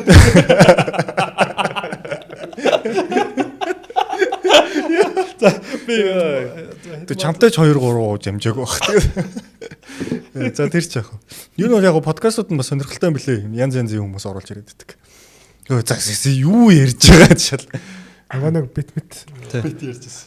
Тэгэд нөө нэг Розерийн цалин бол төдөлзүүлсэн гэсэн тийм. Chance Billups-ыг бол одоо баг NBA дахиж тасгалж болох нь бол харахгүй бах гэж бодож шүү дээ. Харахгүй болно. Тийм. Одоо ийм хэрэг дүүхт орооцолцсон. Тэгээ шууд Thiago Splitter-ийг. Гэтэ одоо ийм хэнийг Chance Billups-ийн зүгээс бол би бол тим хэргийг мэдээгүй зүгээр л гэж тим өөрийнхөө хамгаалах өнцгөл байгаа л да. Тэгэхээр Кавайд чинь тий. Тий, харин тий. Кавайд хаахгүй. Тийм, Кавайд чинь тий. Тэгэхээр зүгээр яг эцсийн дүнд ямар хөө байх нь харъя, тий. Тэгээд өөртөө лиг бол угаасаа буцаж авахгүй. Шууд ийм юмтай нэр холбогдож байгаа учраас шууд авахгүй угаасаа. Лиг чинь нөгөө нэг нэрэнд амар хайртай. Тэгээд лиг одоо юу яасан? Багуудад мемо тараасан. Одоо энэ тоглогчдын нөгөө нэг гэмт бэртлийн мэдээзэд лиг тий. Маш нухацтай байх хэрэгтэй шүү гэдэг тийм анхааруулгыг өгсөн. Нийлээ ихт тараад өөх ёст баг тухайн өдрийнхөө баг өглөөний эдийн цагт өөх ёстой юм шүү тий. Болж байгаа юм шиг үлээ шүү дээ. Тоглолтын өмнө гараад идэг гэсэн. Тэгэд Billups бас харамсалтай. Саяхан уул нь алдрын тахимд ороо тий. Одоо яг гой баг дээр ирцэн байгаа даа байхгүй. Одоо өөрийг нь тойруулах. Дааш тэгээд төдөлзүүлэгчлээ. Яг тий яг албасаар болоогүй байгаа шүү тий. Legend гэдэг шиг тий. Лиг чинь шалгаж эхэлж ийн гингүүд шууд яриагаа гаргасан шүү дээ. Одоо нөгөө одоо энэ дээр угаасаа бантаад яах вэ? Одоо тэр хэнийг Удоког ч зүгээр нэг яриа гаруугүй тэр дорн цавчаа хийцэн биз тээ. Тэгсэн шүү дээ. Баг нөө. Тий. Тэгэхээр би бол Портландыг яг Портландын нөгөө нэг багийн одоо яг эзэн байгаа шүү дээ. Багийн эзэн ч өөрөө нөгөө нэг Chance Billups-тай айгу найз байсан юм билээ. Колорадод хамт сурч исэн гэд. Тэгэд ер нь бүр юм ятгалаг доор ирж исэн билээ. Нөгөө тухайн үед 21 үл 22 онд авсан шүү дээ. Тэгсэн. Тэгээ нөгөө нэг багийнхаа лидер мэт одоо Дэмитертэй ерөөс ярилцахгүйгээр шууд Chance Billups-ыг маяг л хөцөн л юм билээ л дээ. Тэгээд зарим Портландын фэнүүд бол амар баяртай л шүү дээ. Billups бол ер нь яг тийм гоё хөвөлбөртэй дасгалжуулагч бишээ. Авчирсан тоглогчд нь яг хөө мэдээж хамгаалтын инстинкт сайтай болохоос яг тийм том амжилт гаргах дасгалжуулагч мөн үү гэдэг дээр бол эргэлзээтэй л гэдэг. Манай Splitter айгуу дай шүү дасгалжуулж ил. Тийм. Splitter изээ дасгалжуулагч болсон. Би бүр гайхсан шүү дээ. Юу тэр нөгөө нэг юм хизээ юм одоо тайм хизээ авах уу солилцоо хизээ их айгуу сайн бичлээ. Барзилийн шиг шигээ дасгалжуулаад байсан юм шүү. Амар гайхаж хүлээж аваад байгаа. Үгүй харин гайхгүй байхгүй шүү дээ. Тэгэхээр төвийн тоглогчид ер нь дасгалжуулагч бараг болдгоо шүү дээ. Тренер л болд нь шүү дээ хэвчлэн. Бил Рассел шүү дээ. Тоглогч дасгалжуулагч болж ирсэн. Тэр чинь болохоор айкон мундаг юм шүү дээ. Би бол сандахаар Патрик юу гэлээ. Патрик юм байна те. Одоо Splitter-тэй сүүл цуг гараад гарсан хүн хүртэл фейлдсэн шүү дээ. Тийм тий. Данкан Данкан ч туслах хийсэн шүү дээ. Уналтын жилүүд нь л байж байгаа. Тийм. Тэгэхээр бас төвийн тоглогч тасгалжуулагч Европ хүмүүс өөрөөр. За нэг ийм хэрэг болсон. Тэгээд хэрвээ тэр Розерийн гэрээ ингээд багаас хасагдчихвал Майами Хит бөөн баяр болно. Рози ч баг 27 саяын сул бишээ гэрээ 26 5 саяын гэрээ авах. Тэгэд ийм цалингийн сэсээс суулчлаа. Тэр яхаа шууд ингээд гэр багуулчих. Шууд хасахгүй шүү дээ. Тэр чинь нөгөө dead cap руу орно шүү дээ. Гэрээ шууд хасагдана гэсэн. Хасдах юм. Хасагдана гэдэг юм утгагүй хасдахгүй тий. Dead cap руу орох шүү дээ. Одоо Розерт мөнгөний өгөхгүй гэж байгаа байхгүй. Тэгтгүй харин гол нь дараа жилээс тэр чинь тэр cap дээр байна шүү дээ. Байна. Юу багийн нөгөө нэг cap одоо цалингийн зэс байгаа шүү. Тэнд дээр байна шүү. Юу нэ Розер дээр очихгүй ч гэсэн. Тэр Розер дээр очихгүй гэж байгаа байхгүй. Тий, Розер дээр ч явах очихгүй. Багт шууд тийм ашигтай юм байж болохгүй хаа тий. Болж болохгүй хаас. Энэ зөв мэдгүй шалгая тий. Гэхдээ ингээд зарим хэрмүүд нэг Clippers-ийн хэрэг шиг алга болчих бас магадгүй. Одоо зүгээр энэ Адам Силверийн яг одооны бас лигийн нэр хүнд амар халтай үйлүүд амар болж байгаа байхгүй тий. Одоо нэг Кавай хэрэг байна. Энэ одоо бит энэ казино мазино тий. Покер гэдэг. Одоо зүгээр магадгүй бас ингээд удаан нэр хүнд ингээд улам ингээд сэвтээд байх юм бол Адам Силверийн нэр одоо байр суурь гарах нь шүү. Адам Силвер ч угаасаа 100 бүр амар их шүүмжлэл авсан шүү дээ, тий. Тэгсэн. Ер нь бол айгүй юм гаргаж байгаа шийдвэрүүд мэдрүүд нэх амар хүн амтан таалагдаад. Сая Өгсөгийн нөгөө юун дээр аврагын юуг гардуулаад банер өөрчлөхөд Адам Силвер аваад үгэлсэн чи бүгд бүлсэн шүү. Харин тий. Ер нь фэнүүдэд нэр хүндээ ер нь алдсан байгаад байгаа шүү. Энэ зунаас эхлээд. Тэгэхдээ уг нь Адам Силвер genius шүү дээ. Яг миний дээр олон жил харж байгаагаар Адам Силвер бол genius.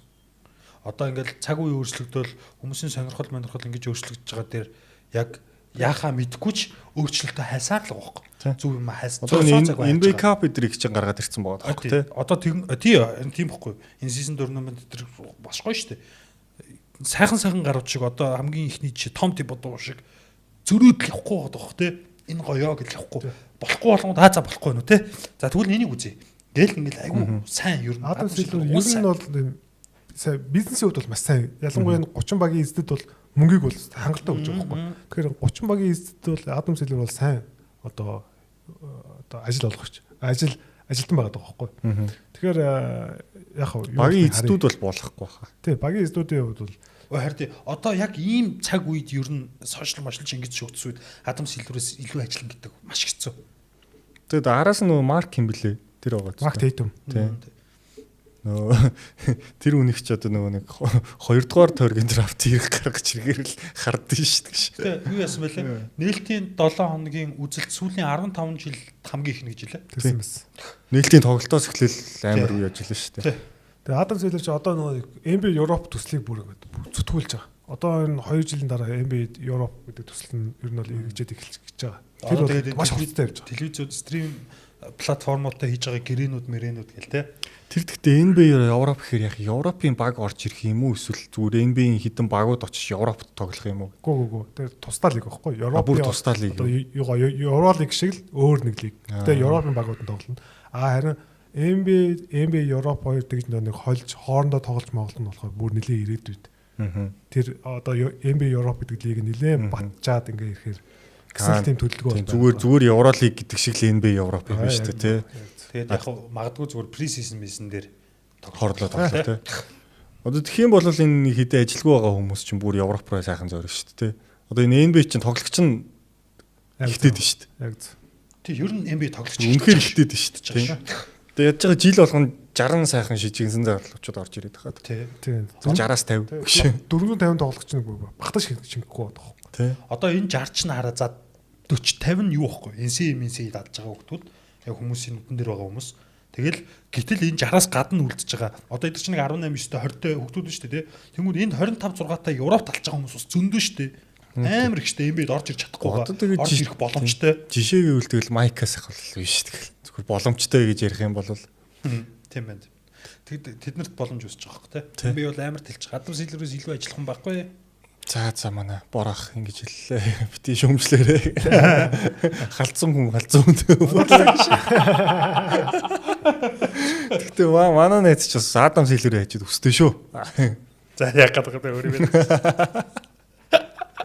За нэг завсарлах уу? Тэгээ нэг завсарлаа. За бид эргээд иргэлээ. За түрүүн East-ийн багуудаа ер нь бол яриад дууссан. Одоо West-ийн бас хамгийн халуухан сэдвүүд болж байгаа багуудын талаар яриа. За West-д бол хожигдолгүй 2 баг байгаа. Нэг нь бол бид нар сүүл ярина. OKC-г бол угаасаа л авраг багууд болохоор 5-0. Анхны 5-0. Угаасаа л бүсийн нэгээр гарна гэсэн хүлээлттэй. Да дээрэс нь тэгээд хүмүүс нь ч гэсэн бэртэл гимтэлтэй болохоор яг бүтэн багаар нэг хараагүй. Тэгтээ аврагуудын зангараг зааж хоцсон хിവэр байна. Зангарагтай. Эхний 2 тоглолт Монголд бол тий. Үнэхээр зангаргаараа хоцсон. Тэр Kings Mix-ээс зүгээр хожихоо мэдж байгаа юм шиг тоглож байна. Зүгээр эхний 3 юм зүгээр явж байгаа л 4-р гэдэг бол тэгэл дуусчих. Би тэгтээ яг жоохон үгээс тэр шейдэр л санаа зовж байна. Ингиж амар ачаал авч байгаа нэг үлрэл мөлрлийн дундуур яачих вэ дээ гэдэг. Тэгтээ гайг баха. Муу юм болоор. За тэгээ өнөөдөр өглөө базар шот хийсэн. Austin Reeves-ийн Lakers. Одоо Austin Reeves-ийн Lakers гэж ярих нь зүг бах те. Зөв. Яг өнөөдрийн байдлаар. Тэгээд 5 тоглолттой баг шээс илүү үзүүлэлттэй тоглож байгаа. Austin Reeves. Austin Reeves хим. Тэгээд 2 тоглолтод нийлээд 92 оноо авсан. За Lakers-ийн түүхэнд 12 дахь. Өнөөдөр 16 assist тоглож шүү дээ. Тий. Энэ үлээл 16 assist өгсөн тоглолт байхгүй зү. Трей Янг гэдэг үгөөг байгаа тий. Байхгүй. Ассистер угсаа лиг төрүүлчихсэн нэрээ. Харин тийм. Тэргүүлгүй яг. Өнгөрсөн тоглолтод ч бас 10 дайсан тоглолт. Ялла. За тэгээд шууд Lakers дээр эхний түрүүчийн дугаар дээр бол эхний тоглолтын араас ер нь бол гайгүйгээ ярьчихсан. Одоогийн байдлаар бол 3-2 гэсэн амжилттай явж байна. Тэгээд дараас нь нэг тоглолтод л хожигсон уу гэхээс бол хүлээлтээс хамаагүй илүү. Одоо Лукагүй хэрнээл Лука Дончич гимтсэн. За Маркус Смарт байхгүй ч гэсэн хамаагүй сайн тоглож байна. Тэр нь бол мэдээж Остер Ривс яач баг. Дээрээс нь зүгээр өнгөрсөн дугаар дээр би ярьжсэн нөгөө Диандре Эйтэн Warriors эсрэг муу тоглосон шүү дээ. Ер нь Warriors эсрэг ингэж байгаа. Одоо өөр багууд эсрэг бол сайн тоглохгүй ирнэ гэж. Ер нь тэгэл Эйтэнгийн бас нэлээд чухал нөлөө байгаа шүү. Тэгээ одоо сайн ба. Руди Гоберээс илүү түүгээдгээ хоёр ч удаа харуулчихлаа шүү дээ. Ялангуяа нөгөө нэг юм дроп хийдэг хамгаалт эсрэг бол үнэхээр сайн тоглож байгаа. Дээрээс нь Austin Reeves магадгүй Лука Либоноос илүү яг одоо Диандре Эйтэнтэй хошил тоглож байгаа хгүй. Түмэнгийн пик н болоод. Austin Reeves маш гоё уншиж байгаа тий. Яг тэр нөгөө pocket pass-уудыг бол яг цагт нөгөөд Диандре Эйтэнс их сайн өндөр өвтэй гүйцэтгэж байгаа хгүй тий. Ит овоо нэг юм эхлээд айгүй нэг юм хөшүүн байгаад байсан шүү дээ. Одоо болохоор ингэж аваад шууд айгүй зөрөгтэй шууд дэшилчихлээ. Одоо Сабонас мабонс нэг мөрлөөл дэшилчихлээ шүү дээ. Ерөөсөө. Тэгтээ яг нэгээр авт тохгүй байлаа ерөөсөө. Тэгээ тоох гээд алдаад ирлээ. Айгүй. Эйдэн тэгээд дээрэс нь заслаанаа их сайн тавьж илээ. Энэ одоо энэ Austin Reeves-ийг сул гаргаж байгаа үед нь Эйтингийн заслаан бол нэлээд хүчтэй заслаанууд нэлээд байлээ шүү. Дээрэс нь хоёр дахь тоглолтоос эхлээд нөө эхний тоглолтын шүмжлээс Рүй бол зөвхөн 3-ын гадаа ш одоо илүү дайрж орж идэг, дундаас шиддэг болсон. Тэгээ ер нь бол Austin Reeves яг араас унаа өгчээр яваад байгаа шүү дээ. Тэгээ өнөөдөр бас Jake Laravia сайн байлаа. Өмнөх тоглолтод айгүй муу байсан. Бүр баг төгс гэмээр гүцэтгэлтэй тоглолоо шүү дээ. Тэгээ Laravia-гийн тоглолт ер нь бол айгүй гоё. Тэ хүмүүс ер нь харсан бах. Бид хоёр бол зөндөөл хэрсэн дээ битсэн. Юу. Леброн ирнэ шүү дээ. Леброн ирэхэд энэ багийн хоёр юм бэ? Леброн ч 11 сарын дундаас ирэх гээд байгаа шүү дээ. Леброн шууд ирээд ихний тоглолттой бол хоёр биш байна. 4-5 тоглолтын дараачаас л болох байх гэж бодож байна. Тэр нь зөв үү ирнэ. Тэгжил таарандаа. 42 нас хүрэх гэж байгаа юм шүү дээ. Гэхдээ тэгэд Леброны форм хэр байхаас шалтгаалж шүү. Леброн үнэхээр одоо юу гэдгийг тий одоо Леброн ч easy 25 7 шүү дээ. Тэрнээсээ доошлцсон байх юм бол яагаад Остер Ривс багийн хоёрыг ирэх мэдлийг шилжүүлж болохгүй гэж бодож байна да. Яг би бодохгүй зүгээр өнгөрсөн үйлрлийн формтой ирээ гэж бодож байна. Одоо баг хамгийн сайн тэр болчиход байна шүү дээ. Одоо ер нь тоглогчтой хамгийн сайн бол өнгөрсөн үйлрлийн форм шүү дээ. Тэгэж ирсэн ч одоо Остер Ривсээс илүү биш болчихоогүй юу? Яг довтлогоогоор нь харах юм бол магадгүй үгүйч магадгүй. Гэхдээ тэр чинь хамгаалалт, довтлогоо, найруулга, багийн лидер, манлайлал гэдэг янз бүрийн тэр тоглолтод үзэгдэхгүй зөндөө юм. Ялангуяа Леброн бол манлайлал нь хамгаалтан дээр ярьдаг гол хүн шүү дээ. Тэгэхээр хоёр дахь лидер нь бол мэдээж Леброн шүү дээ. Гэхдээ яг хоёр дахь лидер гэхээс илүү одоо хоёр дахь нөлөөтэй гэж тоглогч гэж ярил зүв байх. Одоо нэгт бол ойлгомжтой Лука Дончич юм. Тэгээ хоёр дахь нөлөөлөл төр одоо Остер Ривс Лебронтой нөлөөлөлт ярилцах хүртэл тийм амар тоглоод байна гэдэг чи өөрөө агуу зүйл واخхгүй. Яг нөхөр 42 хүрчлээ. Тийм. Гэхдээ яг 41 үү? Тийм. Леброн өнгөрсөн жилийн формтойгоо ирлээ гэж бодоход багийн амар хоёр л та. Тэр чи All NBA багийн хоёр дахь багийн гишүүн бохгүй. Тим статтай юм чаа. Яг одоогийн Остер Ривс All NBA 1-ийн тоглогч тоглож байгаа шүү дээ. Яг одоо л тийм биш тий. Тэгэхээр харин тэгж бодоод л би харин зөв. Өнөөдөр харсан чинь Someone doesn't know them бичсэн байлоо. Ozzy бичсэн байлоо. Яг энэ тоглолтуудын алинд нь ч Austin Reeves байхгүйгээр LeBron байсан бол алинд нь ч хийчихгүй гэдэг. Тэр үнэн үү тий. Тэгэхээр харин хоёр дахь нь LeBron байх угаасаа нэр хүн дээрээ энэ багт байснараа, зангаргаараа, заамагадгүй ур чадвараараа. Гэхдээ ур чадвараар тэг биш л хэл та. Гэхдээ харин хоёр дахь нь байх нь зөв үү гэдэг. Lakers зөвлөлтөө. Леброныг явах хүртэл зөвлөлтөө.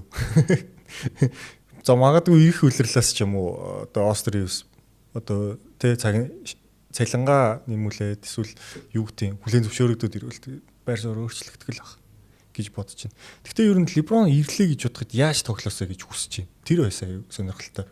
Леброн тэгээд ер нь өөрчлөгдөд байгаа штэ. Ер нь сүүлийн хоёр үлрэл бол илүү бөмбөгөө тоглож байгаа тийм. Тэгэхээр илүү л бөмбөгөө тоглох, илүү кат хийх тийм. Хоёр дахь одоо плеймейкерээ тоглох. Илүү роллер болцсон шүү дээ тийм. Сүүлийн 3 үлрэл бол бүр өнгөрсөн үлрэлийн хагасаас харвал Лукаг ирсэнээс бүр шал дурлсан шүү дээ. Тийм. Лука тааруулж тоглоод байгаа хүн шүү дээ. Тэгээд кэч шут хийж जैन. Тэр ялангуяа тэр слот кат гэдэг 45-аас кат хийдэг бол Лука орлоо нөгөө 45-аас нь Леброн дандаа кат хийж байгаа. Тэгэхээр LeBron бол өөрөө маш IQ-тэй өндөртэй тоглож байна тий. Тэгэхээр ер нь яаж тоглох бол мэдэхгүй. Ямар формтой байх уу, ямар энерги гаргах уу гэдэг бол нэлээд бас чухал байна. Би тэгтээ LeBron-ыг ирсэн ч тийм муу ирнэ гэж юусоо бодохгүй байгаа шүү дээ. Тэрийг мань үн тооцоолцсон болохоор л ингээд бэртлээ хойшлуулад байгаа юм болов. Өөрөө бүрэн формонд орохгүй байгаа болохоор тий. Одоо жоохон муу ирэх бах гээд арай олон жил бодчихлоо л доо. Сүүлдээ магадгүй тэгж бодоход залхаж магадгүй. Тий. Угаасаа тэхгүй юм гээд. Үгүй тий. Үгүй би харин бас бодоол байна. Мань үн орж ирээл нэг юм нэг хоёрын хооронд нэг ингэж минут аваад тий. Одоо жишээлбэл имби техник тоглолтод яаж муу тоглолоо нэг тэр мэрийн шиг ирэхгүй шууд техник тоглолтоос хэвээрээ байгаа шүү гэдгээл ер нь үзүүлэх гэж тоглох байх. Амбиц нь угаасаа тийм байгаа даа. Тэхийн тулд ингэж удаан амарч байгаа. Тэр тийм. Ер нь нөхөр биеийн гайгүй байвал амардаггүй шүү дээ, тий. Жохон бэртэлтэй байсан чинь зүгээр усан л гэдэг шүү дээ. Тэгтэл усахгүй байгаад шүү дээ. Тэгэхээр яаж ч өөрийгөө мэдээд байгаа хөөхгүй. За ер нь жохон эвгүүтэй тэлцсэн. Одоо энэ хурд гүцгээ болцсон гэдгийг мэдээд байгаа. Тийм учраас тэр муугаа хүнд үзүүлэхгүй гэдэг шиг тэрийг хүсээд байгаа хөөхгүй. Нөхөр ер нь зөвөн шүү дээ. Түрүү жил бол үлрэлийг нээлтийн тоглолтод амар гоё тоглолт. Хоёр дахь тоглолт Монголтос нэг юм жоох хэцүү тэрийг бас мэдээд байгаа бах тий. Магадгүй. Тэгээ яг нэг All Star-ын дараачаас гоё бүтэн формонд орж ирээд. Тэгээ нөгөө эди яваад доончиж ирсэн шүү дээ. Тэгсэн чинь Лекс хамгаалалт лигийг тэргүүлээдсэн тий. Тийм шүү дээ. Тэгсэн Либоны нөлөө байхгүй. Либон амар итвэсээд болсон шүү дээ. Яг тэр одоо нэг 2 сар тий. Тэгэхээр Либон бол илүү тэгээ 3-аар гарсан шүү дээ. Харин тий. Тэгэхээр илүү гоё хамгаалтанд нөлөөтэй, илүү бөмбөггүй тоглосоо л гэж бодож байна. Ер нь бол тийхүү хөө. Либон бол би нэг сааз واخгүй. Одоо бол нэг LeBron-ы яг довтлогооноор өмнөх хийдэг байсан юмнууд нэг амар шаардлагагүй болсон. Угаасаа хоёр бөмбөгтэй тоглолдог хүн байна. Нэг дахь хоёр дахь плеймейкер нь. Тэгээд илүү катер те яг хүлгэний хийснээр л юм байл. Шо харанг ордог болоо доо. Гэхдээ ер нь тэгцэж бүр гоё ихгүй юу. Ер нь бол надад л тэгж харагдав. Зүгээр тэгээ өөрт нь ч амар ахгүй хамгаалтан дээр л үзтгэлтэй. Заавал өөрөө бөмбөг барайл удаагаал ингээл те шийдвэр гаргалтан дээр байн оролцоод ах шаардлагагүй л. Яг тэгээс их найж байгаа. Гэхдээ Либон бол тэхгүй л те. Ер нь бол тодорхой хэмжээнд бол мэдээж бөмбөгтэй тоглоно те. Тэгэхээр харин тэрийг хизээ хаана гэдгээ сайн зохицуулах хэрэгтэй байхгүй те. Одоо нэг AR байхгүй үед ч юм уу, Лука байхгүй үед ч юм уу те. Гэхдээ за Остин Ривс гэрээ. Остин Ривс бол үнхээр яг галзуу байна. Тэгэд Жж Редик энэ үлрэлээ энэ 100 хэлсэн юм билэ. Чи одоо нэг драфтаар орж ирээгүй те. Залуу тоглож одоо биш шүү. Чи энэ багийн Либон шиг, Лука шиг лидер шүү. Тэгэхээр чамаас би илүү их зөв төлөөж байгаа гэсэн байт. Тэгэхээр яг тэр мессежийг бол үнэхээр сайн авсан байлээ. Үнэхээр гоё тоглож байна. За зүр Остин Ривс суугаал Лексийн тоглох бүр ингээ хутаа өнөр болж байгаа юм. Уус өөр бөмбөг залдаг хүн байхгүй л тэр багт. Гэп гимтцээ яж байгаа. Тэр тийм. Аим хэцүү болсон. Василис илүү л тоглож ирсэн байл шүү дээ. Та нар мэдлээс юм л шүү. Тэгээ юунда уурлаад ирсэн. Та нар мэдлээ би мэдэхгүй л ирсэн байгаа. Энд уурлаад тахтай. Та нар мэдлээс юм л шүү. Тийм сүртэй. Одоо чамайг тэгэж хэлж бицсний хийж санахгүй заяа тэр бичлэгүүд байхгүй болцсон. Жагаа зөвхөн гараа санаж байгаа шаа. Санахгүй ах уу. Садалж аягүй. Чамайг телевиз дээрээс л бичиж авчааг бол. Тэгээ тэр алдаа авч байгаа чадвар дээрэс нь зүгээр эйтинг тоглуулж байгаа. Дээрэс нь эйтэн покет бас байхгүй л хараа бөмбөгүүд талын живжруу бүр өнөөдөр бүр эхний 2 3 дамжуулалт бүр амар зөв рүйд нэг сос бол хайж өгдөг ч юм уу. Яг бүр Лука Дончич Либоны хийдэг хийгээд байгаа байхгүй. Тэгэхээр үнэхээр өөр үлээ. Үнэхээр гоё л. Островсын өсөлт төгсөлтөнд энэ хоёр хүн чинь шууд нөлөөд болт те. Одоо өдөр болгон тэр хоёр хүнтэй цуг бэлтгэл хийнэ гэдэг чинь өөрөө яаж өсөх вэ гэдэг шүү шүү дээ те. Юу ч. Остин Ривс хоёрд бол энэ эрэх 100 хэдэн сая гэрээ хийж бодож байна. 40. Яг энэ байдлаараа тоглоод байвал 40 бол тийж байгаа. 35-аас 40. 30 бол багтаад байгаа хөөхгүй. 30 бол баг. Одоо хараа ингээд Legacy фэнүүд ийм бохгүй нэг Остин Ривсийг сүүлийн 3 жил зүгээр 6 дахь тоглогчийн цалингийн хэмжээгээр тоглуулж байгаа хөөхгүй те. 10 сая, 11 сая, 12 сая гэдэг чинь. Тэгээ тийм тоглогчийг 30 олонгууд нь зүгээр ингээд яагаад байгаа бол яг үр нөлөөг нь харангууд сүүлийн 3 жил энэ цалингаасаа давуулан биелүүлчих шүү дээ. Харин тэгэхээр тэр тусмаа энэ жил ихлэл бол одоо сая зунжанга энэ намаржанга хийсэн 30-35-ыг бодоход Остин Ривс бүгднгээс нь илүү шүү дээ. Харин тийм. Тэгэхээр ч 40 хийхгүй байх. Тэгээ одоо Dyson Daniels-с бол жишээл 2 дахь илүү тоглож байгаа даа. жишээл баг 30 юм бол одоо Emmanuel Quickly-д адилхан цалин авчих واخ. Тэ. Тэнгүүд нь Остин Ривс бол Остин Ривс агент бол өө Наа ч биш шүү. Quickly Тэр наадгаас чи 2 3 дахин илүү тоглох шүү, Тэгээ All Star болчих юм бол бүр. Шууд эндээсээ цаас гаргаж ирсэн. За энэ багийн саналууд байна. All Star юуст өөр Lakers-ээс илүү өөр ямар багууд санал болгох бол тэр бас сонирхолтой тийм. Жил яг уу нэлээд олон бас цалингээс суларж байгаа багууд бол байгаа. Харин тий. Тэгэхээр ер нь бас эвгүүдээ. Одоо жишээлбэл Detroit биш шүү дээ. Тийм Detroit байна тий. Одоо нөгөө Ivy-ийн хоёрт гэрээ өгөөхөр Kate Oster-Reeves хоёр зүгээр нэгтчлээ гэж бодоод бас амар ослоо үстэй. Jalen Duren осоор Thompson хамгаалтай тий. Тэгээд өрөвдөр нэг гоё юм гэх. Oster-Reeves чинь Devin Vassell-ээс бол илүү тоглогч байлээ. Гэтэ надад чи манах болохгүй ш. Гэтэ Spurs бол яг сонирхсон бодтой ш. Spurs угсаа 23 оноос хойш сонирхсон. Нэг 11-ээр нь сонирхгүй юу? 11 биш хаа 20 морийг өгье гэсэн баха. Ер нь Lakers-ээс өндөр санал өгье гэжсэн. Тухайн үед гэдэг Wemby драфтлагдаагүй байсан дөө. Гэтэ Lakers одоо Austin-ээс алдахгүй л дээ. Яагаад ч алдахгүй. Одоо LeBron-ы чинь ер нь бол 1-2 жил байгаад байгаа байхгүй. Тэгэхээр Luka Doncic хажууд одоо хажууд нь шадар туслах нь ийм Austin-ээс гэдэг хүлээн зөвшөөрөд байгаа байхгүй. Одоо хараа ингэж байгаа. LeBron-ы цалин чи одоо ирэх жил ингээ баталгаагүй өсөө юу суларж байгаа шүү дээ. Тэнгүүд Reeves цалин өгөөд LeBron яхын 20 саяар үлдэх юм үлдэхгүй юм гэдэг дээр л ер нь очих гээд байна л гэж хараад байна. Харин 20-30 сая явахгүй тий. Эвгүүл болно доо. Тэгээд Austin Reeves-ийг алдуул Lakers өөрсдөө тий нэг Jalen Brunson-ыг алдсан алдаа шиг болох гээд байгаа байхгүй тий. Даалсан яаж алдсан тэр шиг гэж л харж байна. Магадгүй. Lakers хардаа зүгээр Alex Caruso-д мөнгө төлөхийг хүсээгүй байхгүй. Яг тийм дүр зураг хүлээж байгаа байхгүй. Тий. Тэгэхээр одоо Alex Caruso-ийн тэр алдаагаа давтахгүй тулд заавал тэр мөнгөний өстэй байхгүй. Тэгээ одоо тэгээд уртулрал байна л да бас жоохон харъя тий. Харъя тий. Ямар ч гэсэн эхлээд All Star-т орох уугүй гэдэг. All Star-т орчих юм бол 40 бол батах уу. Буус Austin Reeves-ээр адилхан эхэлж байгаа юм билүү тий. Тийм ээ. Тий. Яг мэдгүй шүү дээ. Vassell яван чангарах юм бэл тий. Lakers-ийг алах багууд бол гарч ирнэ л дээ. Одоо юу гэдэг. Одоо нэг албаар өсгөөд гэхдээ авахгүй гэсэн үг шүү дээ тий. Austin Reeves 42 саяын салин байлын санд болгочих юм бол тэгэл ер нь матч хийхгүй л бол эвгүй л болчих шүү дээ. Лигийн хөшигний арын тэр тоглолт амар шүү дээ тий. Багууд нэгнийгээ алдаг. Нэг руугаа ингээс драфт сольж нөгөөдхийг нь алдаг. Тэр хөшигний арын тоглолт бас муухай их явна шүү дээ. Тэгээд Austin Reeves-ийн хувьд бол карьертаа нэг их мөнгө хийж амжаагүй байгаа. Ер нь андрафтаас гарч ирээ тий.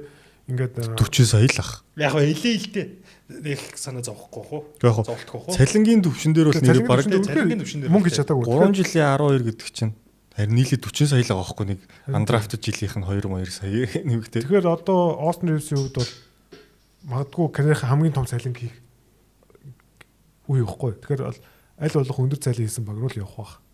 Гэхдээ Lakers бол аваад үлчих واخ. Гэхдээ Austin Reeves гоё наа. Ер нь Austin Reeves-ийг анх зүгээр андрафтаас ингээ two-way грэдэ тоглогчоос нь ингээд үүргийн тоглогч болоод багийн 2 дахь 3 дахь лидерээр нь тэнгууд одоо бүр ингээ багийн нэгдэх тий Лука Либон байхгүй ингээ нэгдэх ингээ харж байгаа. Энэ тоглогчийн өсөлт бол үнэхээр гоё. Үнэхээр гоё шүү. Цалингийн зэс харсан чинь Lakers ч өөрөө эх жилийн суларж байгаа. Бүр доороос 4 тим. Тий. Рю Хачимороо суларж байгаа. LeBron байхгүй болж байгаа. Gabe Vincent байхгүй болно. Kleber байхгүй болно. Тий. За Лука Ванд хоёр л үлдчихэж байгаа шүү. Тийм байна. Тий. 8-ний 1 8 сачинд тэр нь гол нь clear option тий. Тэгэд Lakers-ээс доошоо гэх юм бол Utah Jazz байна. 80 бас нэг 100 орчим сая. Тэгэд Chicago Bulls байна. Washington Wizards. За Wizards руу бол Reeves их мөнгө хүсэж авчихыг хүсэхгүй бах. Үгүй хараа би бодоод байна. Хараа би сая хүлэгний хэлсэн дээр хамгийн их мөнгө төлсөн баг руу явна гэж юу? Reeves. Үгүй яг хэрвээ нэлийн зөрүүтэй байх бол Lakers-ийн саналаас нэлийн зөрүүтэй байх юм бол. Тийм гэж юу? Үгүй юу. Би бол Austin Reeves-ийн зүгээс бол Austin Reeves nice guy шүү дээ. Тэгэхээр өөрийг нь драфтлахгүйгээр өөрийг нь андрафттаас ингэж авсан те гэрээ хийж авсан, итгэсэн, боломжийг үүсгэсэн, өөрийг нь гаргаж ирсэн энэ баг шүү дээ.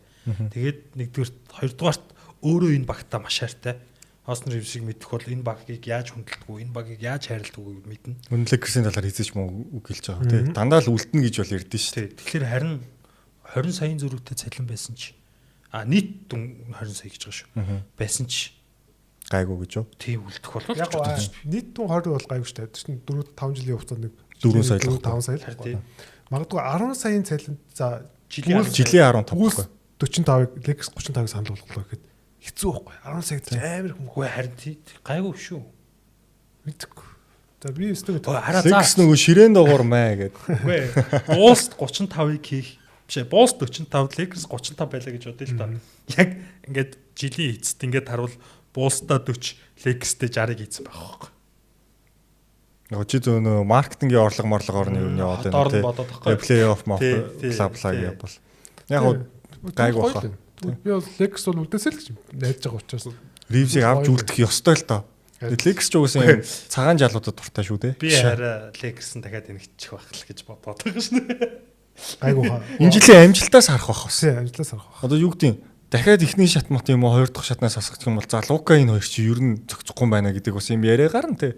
Гэхдээ одоо бас нөгөө нэг Янасыг бас үлээгээд байгаа байхгүй юу? 27 онд те. Тэгээд Янас гэдэг эрэх 100 хэрвээ Милоки амжилт муутай хол солигдын гэх юм бол шүү дээ. Янас руу зүтгэн шүү дээ. Лекс бол том тоглож байгаа зүтгэх байхгүй юу? Тэгэхээр харин яах нь харидаа явцсан. Лука Янас гэдэг хослолыг үүсгэхийг хүсэн шүү дээ. Тэ. Яг өнөөдрийн одоо Лукагүй 2 3 тоглолтод тоглосон Austin Reeves. Лука 2 зогцохгүй байх тал байгаа юу? Байж болно. Гайгүй хаа. Гэхдээ яг хамгаалтанд бол сул тал. Үнэхээр яг хоёр хамгаалтын сул тал болж байгаа. Одоо гол нь ийм юм байх гэдэг юм л та. Лука байхгүй гэж Austin Reeves 40 он авах боломж нь олтно л доо. Яг тэр бол өмнө байхгүй юу? Тэгээд одоо энэ плей-оффын сакс бол ингэдэг байхгүй юу? Хамгийн чухал зүйл нь эсрэг багийн одоо нөгөө нэг матчап хантинг гэж ярьдаг тийм. Эсрэг багийн муу хамгаалсан ангуучилдаг тийм. Тэндээс нөгөө нэг өөрийнхөө давуу талыг үүсгэж матчап дээр тоглолдог тийм. Плей-оффын сагсан бөмбөлт нь тэр байхгүй юу? Тэгэхээр Лука, Austin Reeves хоёулаа хамгаалтын сул тал хаант хийлэгдэг тоглогчд байхаар магадгүй авраг авахгүй нэг тийм бас үнцэг гаргаж болно тий. Лукаг яаж олддог үлээдэг байна тий. Гэтэ энэгүй хоёр тоглолт авнагт Лукаг амар олцсон юм би л хараагүй шүү дээ. Амар гар итгэвтэй л шүү дээ. Эхний хоёр тоглолтын дээр бол юу олцсон шүү дээ. Юун дээр лээ? Warriors олсон. Warriors Steph ч юу хэнийг дуудаад шүү дээ. Ерөөсөө Лука дуудаад. Steph шүү дээ тэр чинь. Харин тий. Тэр чинь давагдчихгүй хүчтэй л шүү дээ. Лукаг бол олсон шүү дээ ер нь. Бүх багууд олсон тий. Тэр ч боломжтой л. Тэгэхээр одоо тэр шийдвэр ямар хөө байх нь вэ? Austin Reeves-ийн хамгаалт карьерээс илүү биш үү? Яг 23 24 оны карьерээс би бол хамаагүй зүтгэлтэй илүү гэж хараад байдсан шүү дээ. Austin зүтгэлтэй гоё. Насаараа ч зүтгэлтэй л байж таарна л да. Насны бодохоор карьер тарьсуулж байгаа юм уу те? Хамгаалтын зөвхөн хамгаалтын. Би бол карьерийг бол арай илүү болж байна. 24 оны карьерээс үү те? Тэгэхээр чи хэцүү болчиход байна. Наа чи насан шал өөр болохоор чин мэдээ залуу хүн илүү зүтгэлтэй л байж таарна л да. Яг адилхан насан дээр тоглогчдыг харьцуулах үл карьер илүү хамгаалтай. Үгүй харин би нийтэд нь одоо тэр хоёр чинь финал гарсан байхгүй. За тэгвэл боли 22 оны Брансонтай. Бранснаас илүү үзтий хамгаалт нь. Лукатай хослохыг бодоод байгаа юм байна. Тийм би тэгж харьцуулж хэлээд байгаа. Тэснээс би карьерийн нийт карьерийн хамгаалтыг бол яриаггүй шүү дээ. 24 оны. Карьерийн 24 оны хамгаалт бол илүү л ч. Тэр ерөөсөө карьер бол амар сайн байсан. Би мэлчиж битгүй. Тэгтээ тэгэл ялгаагүй тэгэл босс айл айлыг олзож аваад хөдсөн шүү дээ. Ер нь бол яг үнэхээр олцлогоо ярих юм бол тий. За тэгээд Lakers дээр юу н яриа болсон баг. Тэгээд NBA Cup-ын тоглолтууд нь одоо хагасанаас эхэлчихэж байгаа. Тий одоо LeBron-г Лукагүй гэл. Харин тий. Тэгэхээр Cup ер нь бол жоохон найдваргүй. Гэхдээ яг харж лээ. Нэг хожигдсон ч гэсэн гарчиж болно шүү дээ. Одоо тэгтээ хожигдохгүй ч юм бэл яаж. Хоёртой Cup-ыг хэрж чухал чинь. Би бас Cup-ыг тоодгүй шүү дээ. Чухал шүү дээ. NBA Cup-ын финалд гарсан багууд эх жилийнхаа финалд гардаг гэдэг уламжлал өгдөн шүү. Чухал. Гүнээр Индианагийн NBA Cup-аар л ер нь мэдэж авсан шүү. Гэхдээ зүгээр би үзэгчийн хувьд над тэр тэнд байгаа амжилт нэг чухал биш. Над зүгээр миний хувьд ч. Над бол зүгээр үзэхэд сонирхолтой л баг чинь тэрэн дээр яг чихнээсээ алцдаг байхгүй. Тийм гол нь чинь serious тоглож байгаа л тоо. Бүгд 11 сар гаргаад үндэсний дээдлигийн бас үндэсний цомын төлөөх гэдэг. Тийм гэсэн тэр бас сонирхолтой болж байна. Тэрнээс нэг тоглолт. Бүх Монгол тоглогчид тоглоно. Левонор тоглохгүй. Тийм байлаа. Харин монголчуудаараа үзсэн. Оюутны лиг, хөгжлийн лиг бүгд алдсан. Гал зугаас тоглох бүх тоглолт. Тэр бас гоё шийдэл. Тийм.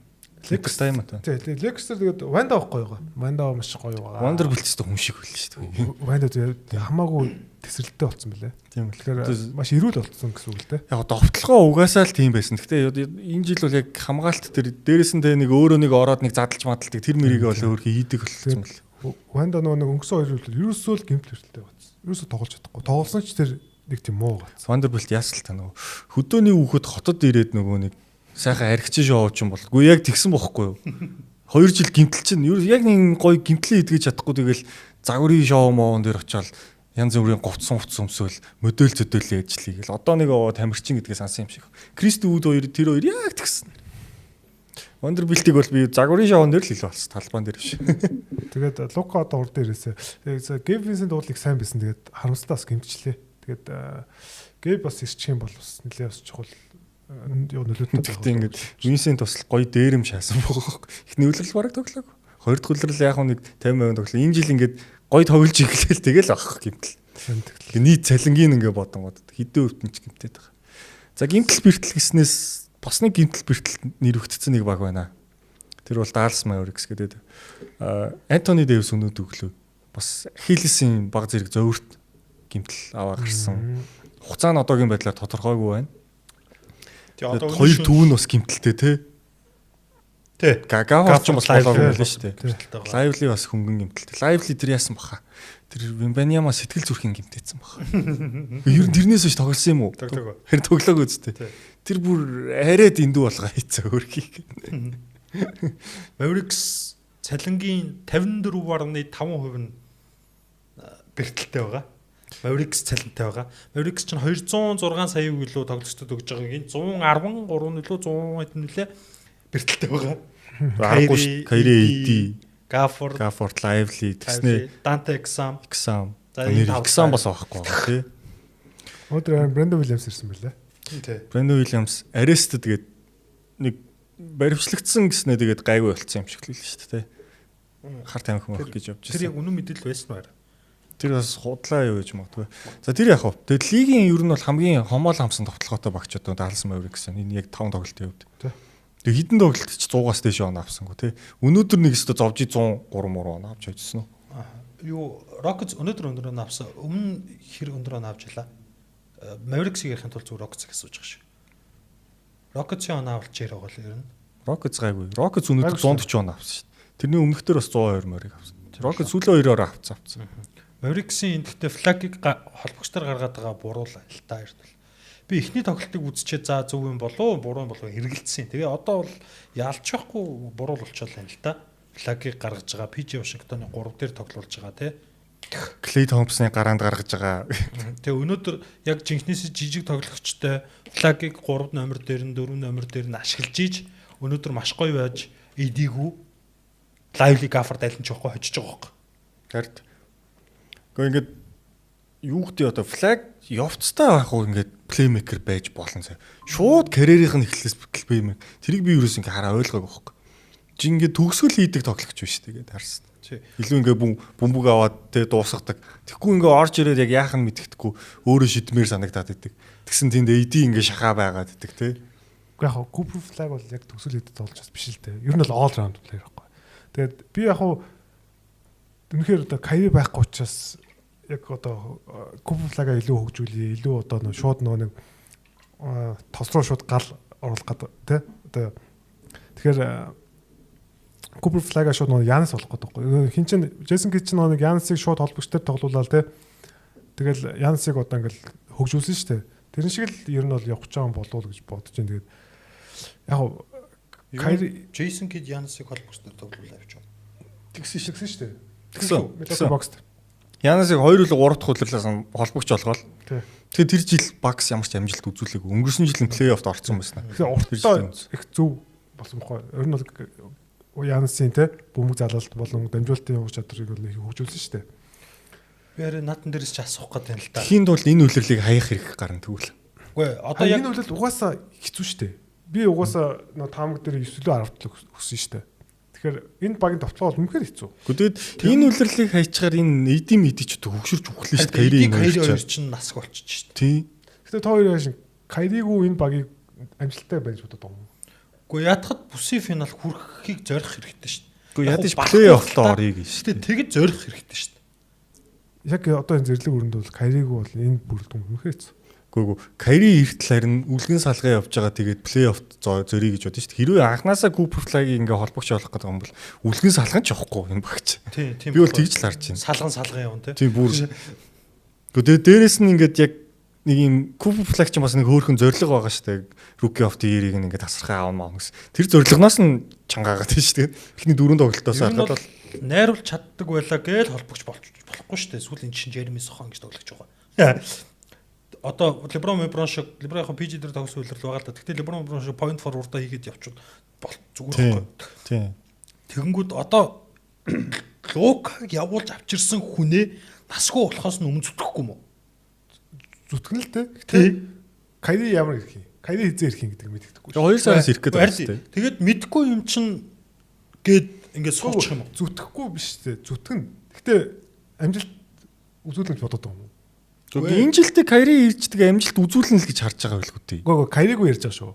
Бишээ. Харин одоо яг Кайри иртэл флагийг тоглох байранд нь тоглуулад, холбогчоо тоглуулад, Брэндон Уильямсаа ч юм уу тоглуулад, тэгэж нэг юм одоо юу гэдгийг нэг юм 40% амжилттай ч юм уу явж байгаад Кайриг ирэнгүү тэр амжилтаа 50% руу ч юм уу 60% руу оруулах хэрэгтэй шүү дээ.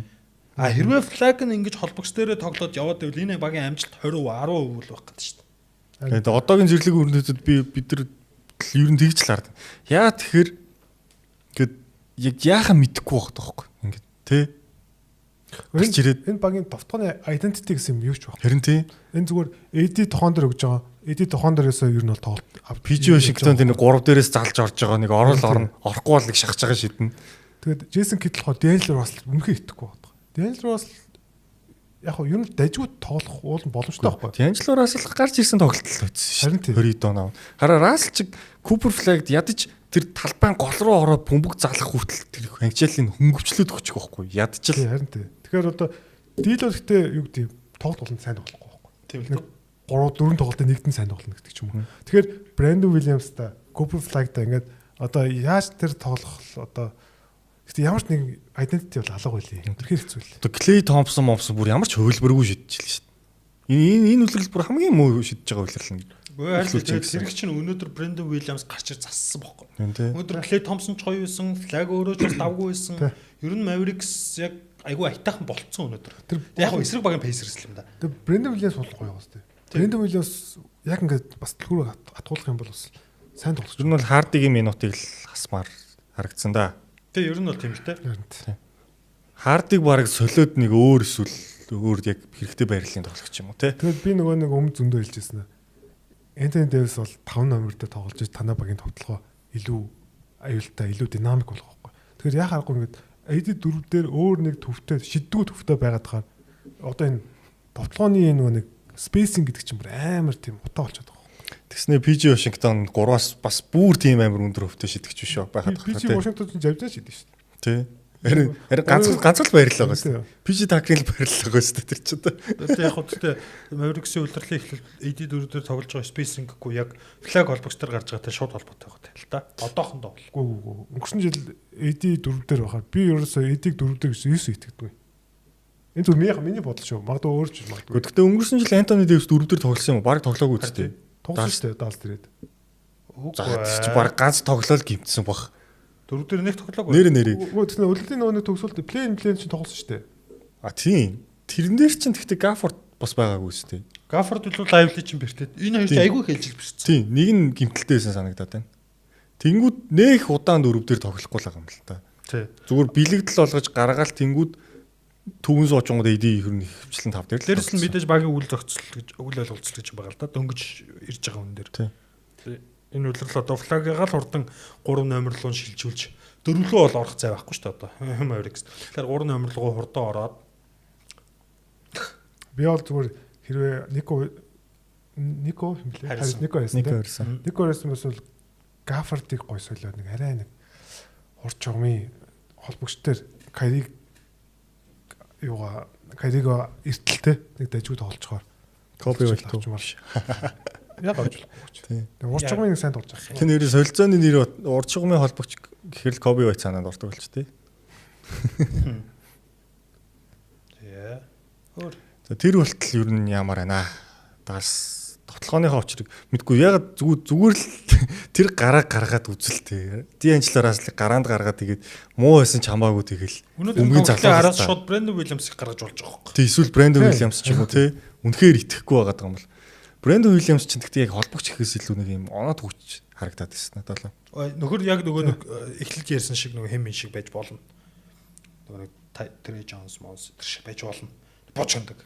Яа илүү пик н рол тоглож байгаа байхгүй. Илүү тийм нөгөө нэг өрж мөр бол нэг дамжуул багийн нэг зохион байгуулахаас илүүтэйгээр. Гэтэ энэ олон жил Джейсон Кидийн удирдлагыг харахад Джейсон Кид бол амар зүрүүд шүү дээ. Гарааны төв тоомоо бүр ер нь мууч тасалж гэж. Ерөөсөө тийм солих хүсэл гэдэг юм эсвэл яг миний зүг гэснээр ингээ явцдаг хүн амтын гимтчиж л нэг ор. Джейлен Брансныг баг тэр нэг Лука гимт хүртэл ер нь гараанаас тоглолцсныг би бол санддаг шүү дээ. Тий. Бранс сэлгэл байгаад байдаг шүү дээ.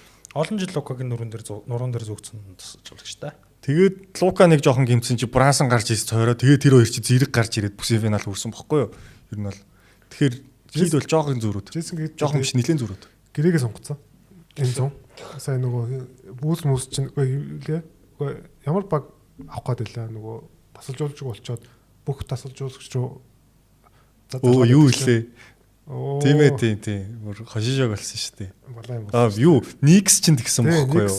Тийм шүү дээ. Тэгээд Джейсон Кид чинь бүр авах гээд уруулах гээд бараг л гэрийнхэн гадна очсон чинь нөгөө даалс чинь гişний гэрээ зурцсан шүү дээ. Сүүлд финалд гарч нэр хүнд нэлээ үнцэн нэлээ өсчлээ л тий.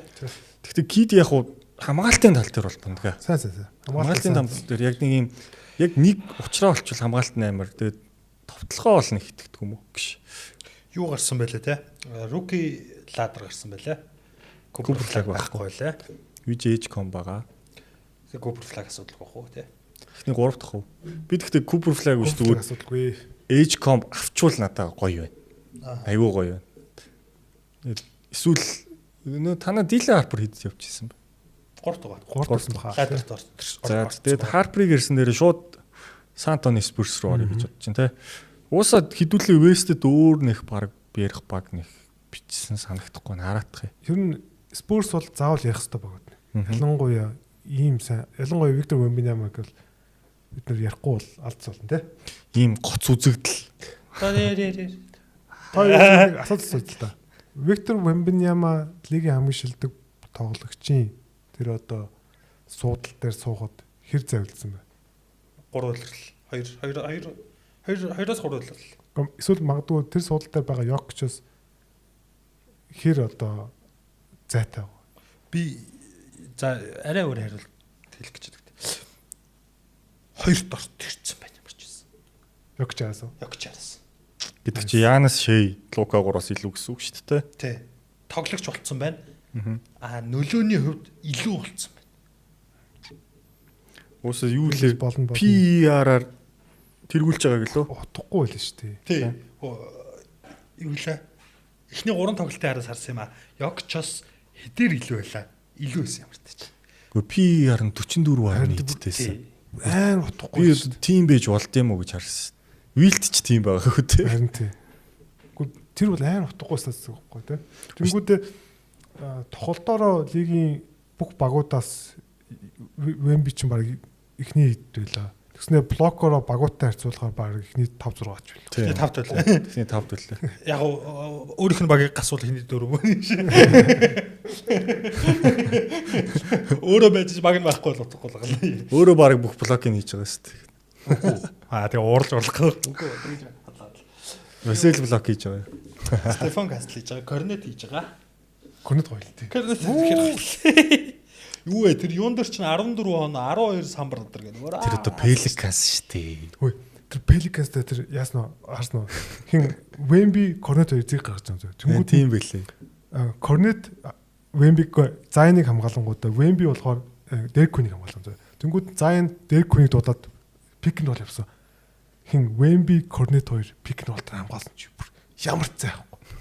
Зайн ч бүр ингэ төөрцөө хөөх чи бүр ингэ тийш хараад байгаа чи. Заяа эхнийхээ довтлохыг буруу хийсэн юм аа. Тэгээ буруу хандалч. Эхний довтлох нь вайрд болоо тий. За тэрнээс цаашаа тэгээд дуус. Заяа нэг амар тогсон шүү дээ. Тэгээд 4 блоклуулсан. Яг бүр нэгэн дээр нь бүр 2 дараалал блоклуулчаад тий. Гэхдээ хизээ үлээ өчигдөр үлээ Вемби баг блокгүй тоглолт. Нэг блок. Би бүр цоцсон шүү дээ. Юу вэ ста чиг. Ой, фэнтези дараа нь Вембигээс өөр мада блок хийдэг хүн баг байхгүй байгаа даа. Тэгээ би одоо блокоор хожигдсан. Нийт эсрэг. Үгүй одоо ингэсэн. Одоо жон блок жон борхоо. Яг гэх юм дээ шүү дээ. Тоглож тийшээ орхоо болцсон. Харин. Ерөөс Вембигийн хажууд зогсгоо болцсон. Одоо шинэ стат удахгүй бүртгэж эхэлнэ. Харин тийм. Яг энэ зай руу одоо юу гэдэг те шийднээс тэдэн метрийн зайд орж ирчээд довтлоогүй гэдэг үзүүлэлттэй. Би нөгөө нэг юу бичсэн шүү дээ. Энэ Спурсийн эсрэг багуудын одоо дундын зай шийдэл нэмэгдэж байгаа. Яг гэх юм бол ерөөс ингээ ороод ирэхээр Вембинд байгаа. Дундаа шийдээд байгаа. Орохгүй байгаа. Тэр юун дээр тэгвэл асуулт одоо Вембиг эсрэг хамгийн шилдэг тоглож чадах тоглогч юм тэгвэл. Яг одоогийн энэ бийд. Ерөөс нэг эсрэг тоглох. Нэг эсрэг юм тийм. Хээ. Ямар гэж. Йокич л бах та өөр юм байна. Йокич эсвэл Кайри. Лохта. Дүрэнд шүү. Гэхдээ яг түрүү жил бол Дүрэнд яг нэг эсрэг нэг матчап төр илүүрсэн байж болно. Одоо үгүй байхгүй. Өнгөрсөн үйлрдлийнхаас чинь Вемби чи шал өргөн болж орж ирчээд байна шүү дээ.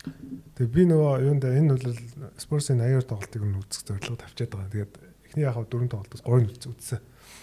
Тэгээд наад чи зорилгоос ухарсан байна. Вемби биш тий өөр болсон юу байлаа. Ийм баланс амар сайд болсон бэл. Ийм өнгөрсөн үйлрэл чинь ингээд багууд тоглолт ингээд түлхээд баланс нь авдаг тулаад ингээд явдаг. Одоо ерөөс тийм хөдөлгөөч нэг болцсон бэл. Тэгээд их хүчтэй болцсон, баланс их сайтай болцсон байлээ. Тэгээд бөмбөг залт нь илүү тийм юу болцсон, тайт болцсон байлээ. Ерөөсө бөмбөгөө нэг алдахгүй, өмнө нь нэг бөмбөгөө алаад. Тий.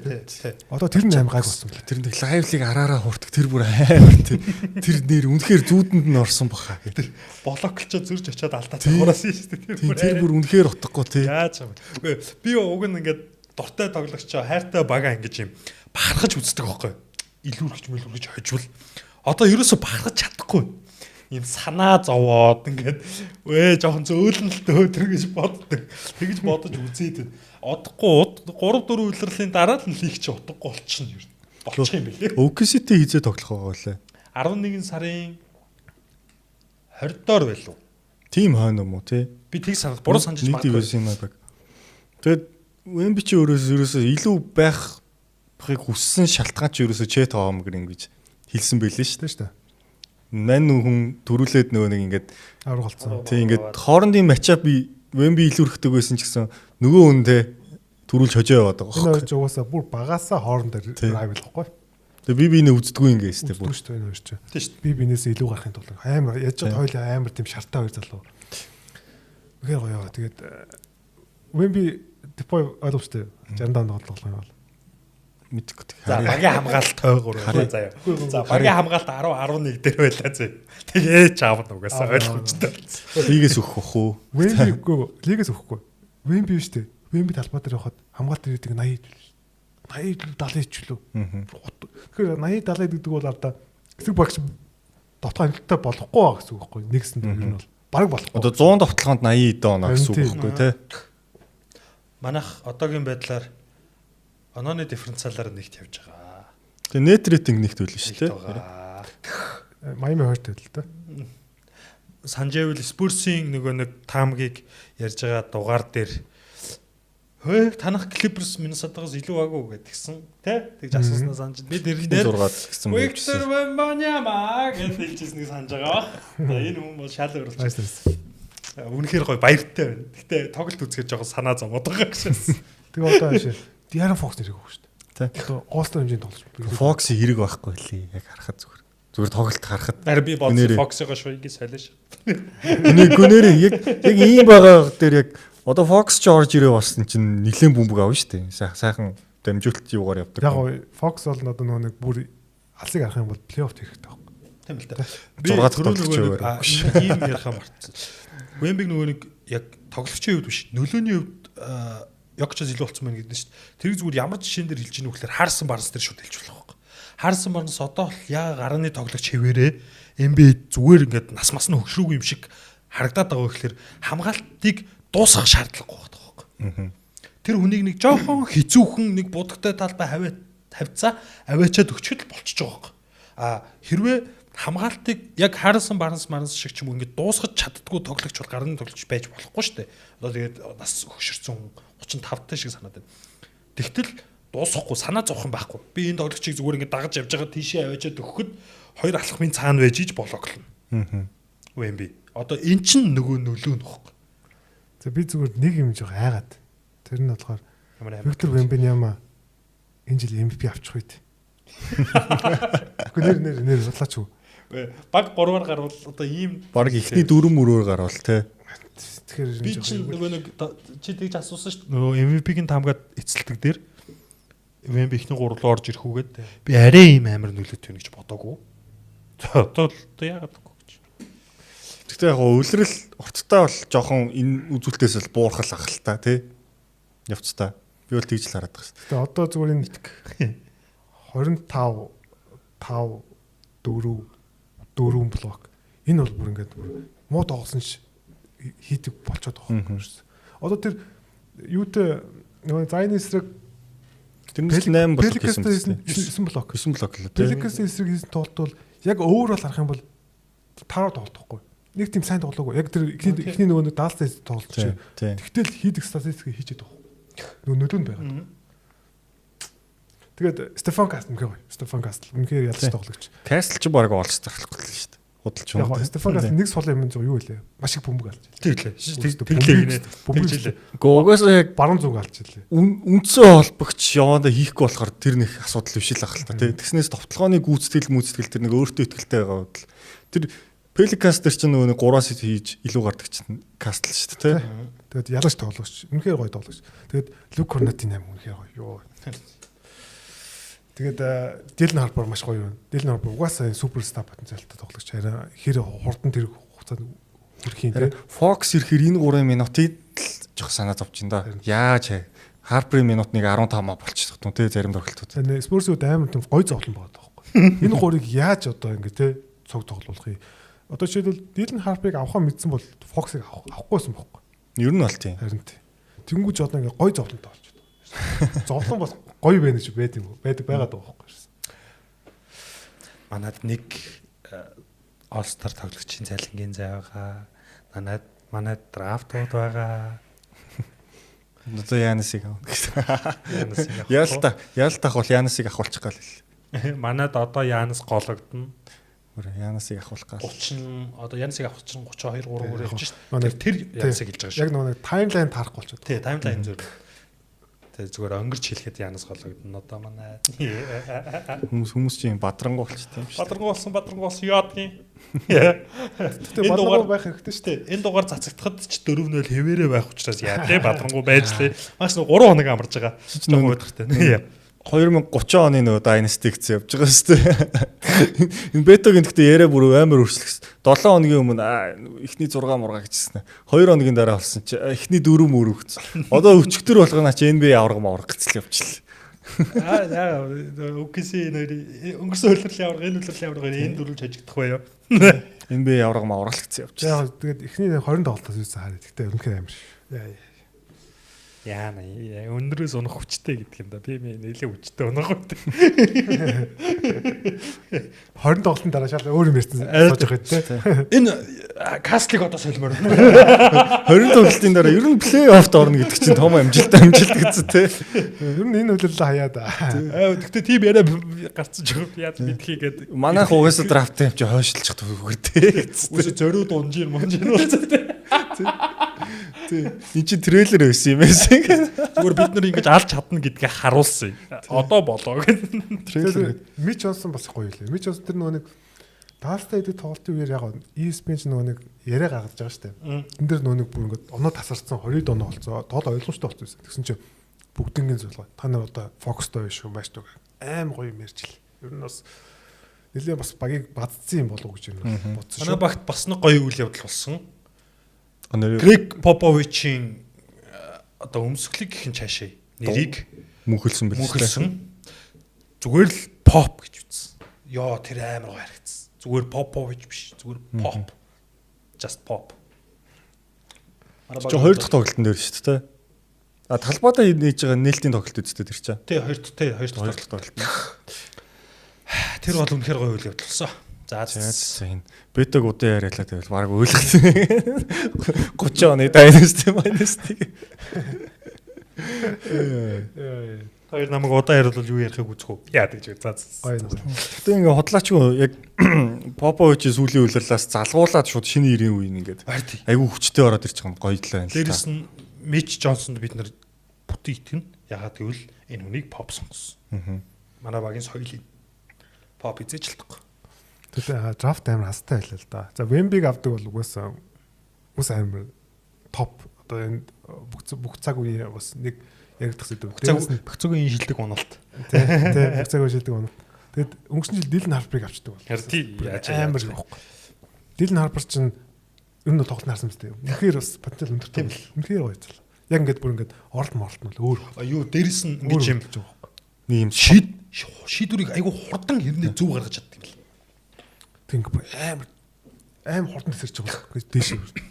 Манай тэр Dylan Harper, Stephen Castle хоёр чинь зүгээр тесрэл явчих жилээ зүг. Тэр гурав ч марыг нийлээд Slam Dunk-ийн тэмцээн хийх юм биш үү?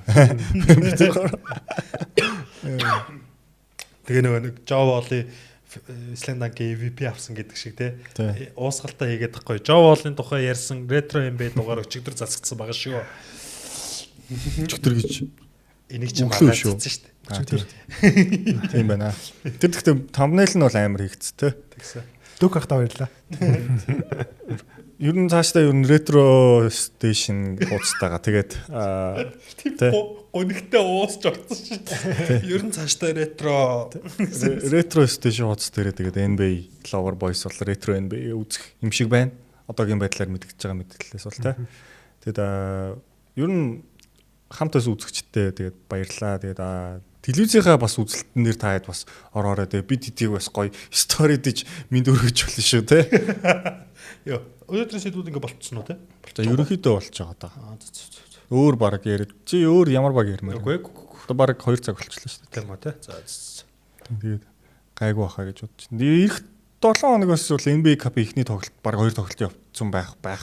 Тэгээд тэр мэрийг ярьж идэл бас илүү гоё сэдвүүд байна. Сэдвүүд олон байна да. Тэгээд лигт ганц 5 хожигдсон байгаа баг нь Brooklyn Nets байгаа юм ба шүү. Бидний таамагаас одоо яг хамгийн одоогийн байдлаар хамгийн онцсон байгаа нэг юу хоёрлаа те. Pelicans Nets хоёрлаа те. Sacramento орно. Тэ Sacramento ч угаасаа 12-3 биш 13-4 биш. Sacramento гэсэн Sacramento нэг тайлт ярьчих.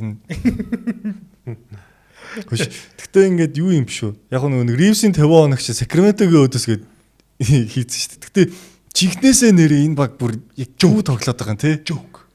Бүр Russell жоок. Russell Westbrook 16 жилийн дараа анх удаага PF-ийн байрал дээр гарч үзлээ шүү дээ. Айтаха SG дээрс тоглож үзээгүй бах чээ. Харин тийм насаараа л бөмбөгтөө тоглож үзээд PF дээр гарч ийн гэж юу гэсэн үг юм бэ? 4 номер штэ. Янас Antetokounmpo, Anthony Davis. За, сэлгээрээс корнет гараад ирвэл Wembanyama. Тэгээд Westbrook гэх. Тийм. Сая одоо ярьсан бүхэл багууд чинь 4 номер дээр нь одоо Banker-оос эхлэл те. За энэ байна. Тийм за энэ байна. Aaron Gordon байна. LeBron байна. KD байна. Тийм. Westbrook байна. Зүгээр ингэж жилээ ийм байж үлээ. Maggie, Howard, Cousins, Enetrix, Tucker гэдэг шиг. Тийм. Tucker шингүн байгаа шүү дээ. 4 номер. Тийм. То баг ойролцоо нуруутай Josh Hart юм ба хайшаа сэлгэнээс. Үгүй угаасаа бүгэлдээ joke. Үгүй ядахад манай Spurs чинь Dorost-ыг дөрөвдөр тоглолцсон баг штэ. Тэгээд Dorost зүгээр энэ баг joke. Зүгээр нэрээ Sacramento Kings тэгээд ер нь яг яах хэвээр зүгээр энэ уналтаас яаж ингэж гоё цэвэрхэн өөрсдөө авч гарах хэвээр зүгээр юм шийдэл байна уу? Юу авч гарч яах юм. Тэгэлээс ол жоок бага хэвээрэл. Яах энэ гоё л шүү дээ ч тоо тийм үү. Тэгээд яашаа 2030 он хүртэл жоок байс байх юм. Гэхдээ подкастын 10 минутын ийм гоё хөгжөлтэй болчихсон. Ямар гоё юм бэ те. Нэр нэг 2 жилийн өмнө лайттэй бим юм гэдэгс одоо зүгээр факттэй бим л болчихин дөө. Лайттэй бим хэвээр байгаа шүү дээ. Ямар гоё байгаа шүү дээ.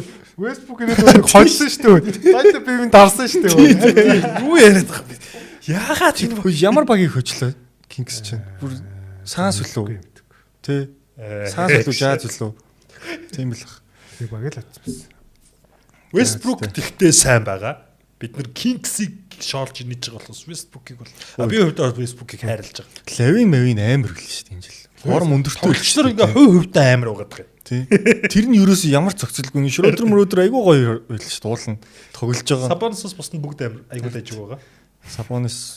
Sabonis болон сэлгээ.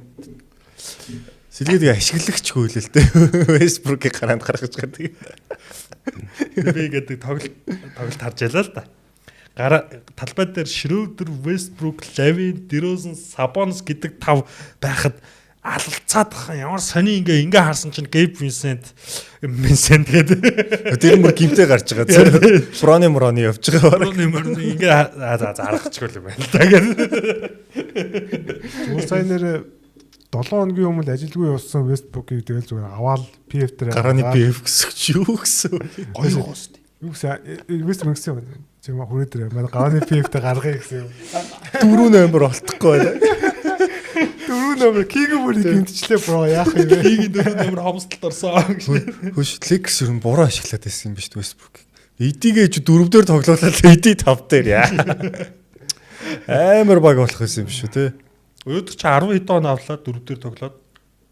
Боосыг хожицсан явжсэн нэг хэсэг. Тийм шүү дээ. 10-аад оноо илүү явжсэн шүү дээ. Тэгээд 4 номерныгоо суулгаад хожигдож байгаа.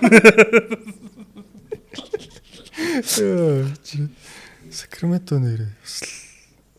Хөгжилтэй юм аа тийм. Sacramento гэхдээ нэрээ зүгээр яг hot take гэх юм бол өвлөхэд ер нь Lavin хоёроос алж байгаа. Sabonis хоёроос. Тий. За Lavin болий DeRozan Sabonis хоёроос алах байх. Lavin-ыг яах гэж авах вүлээ? Багууд. Lavin-ыг үү? Оноо дотоо багууд авна шүү дээ. Lavin ч одоо тэгээд бас нэлээд өндөр цалинтай шүү дээ. Detroit болоо ядаргатай. За нэг тийм хөдөө Kingsтэй баярлаа гэж тийм ээ. Тусгаалan бид эдийн зүгээс Kingsтэй баярлаа гэж хэлж байна. Манай өнөөдрийн дугаарыг юм гэсэн гэж шахах. Яачгүй чи зөвхөн яг нөө Sacramento Kings-ийн талаар ретро дээр тустай 10 минут болгоод зүгээр инээж байгаа 10 минутын бичлэг.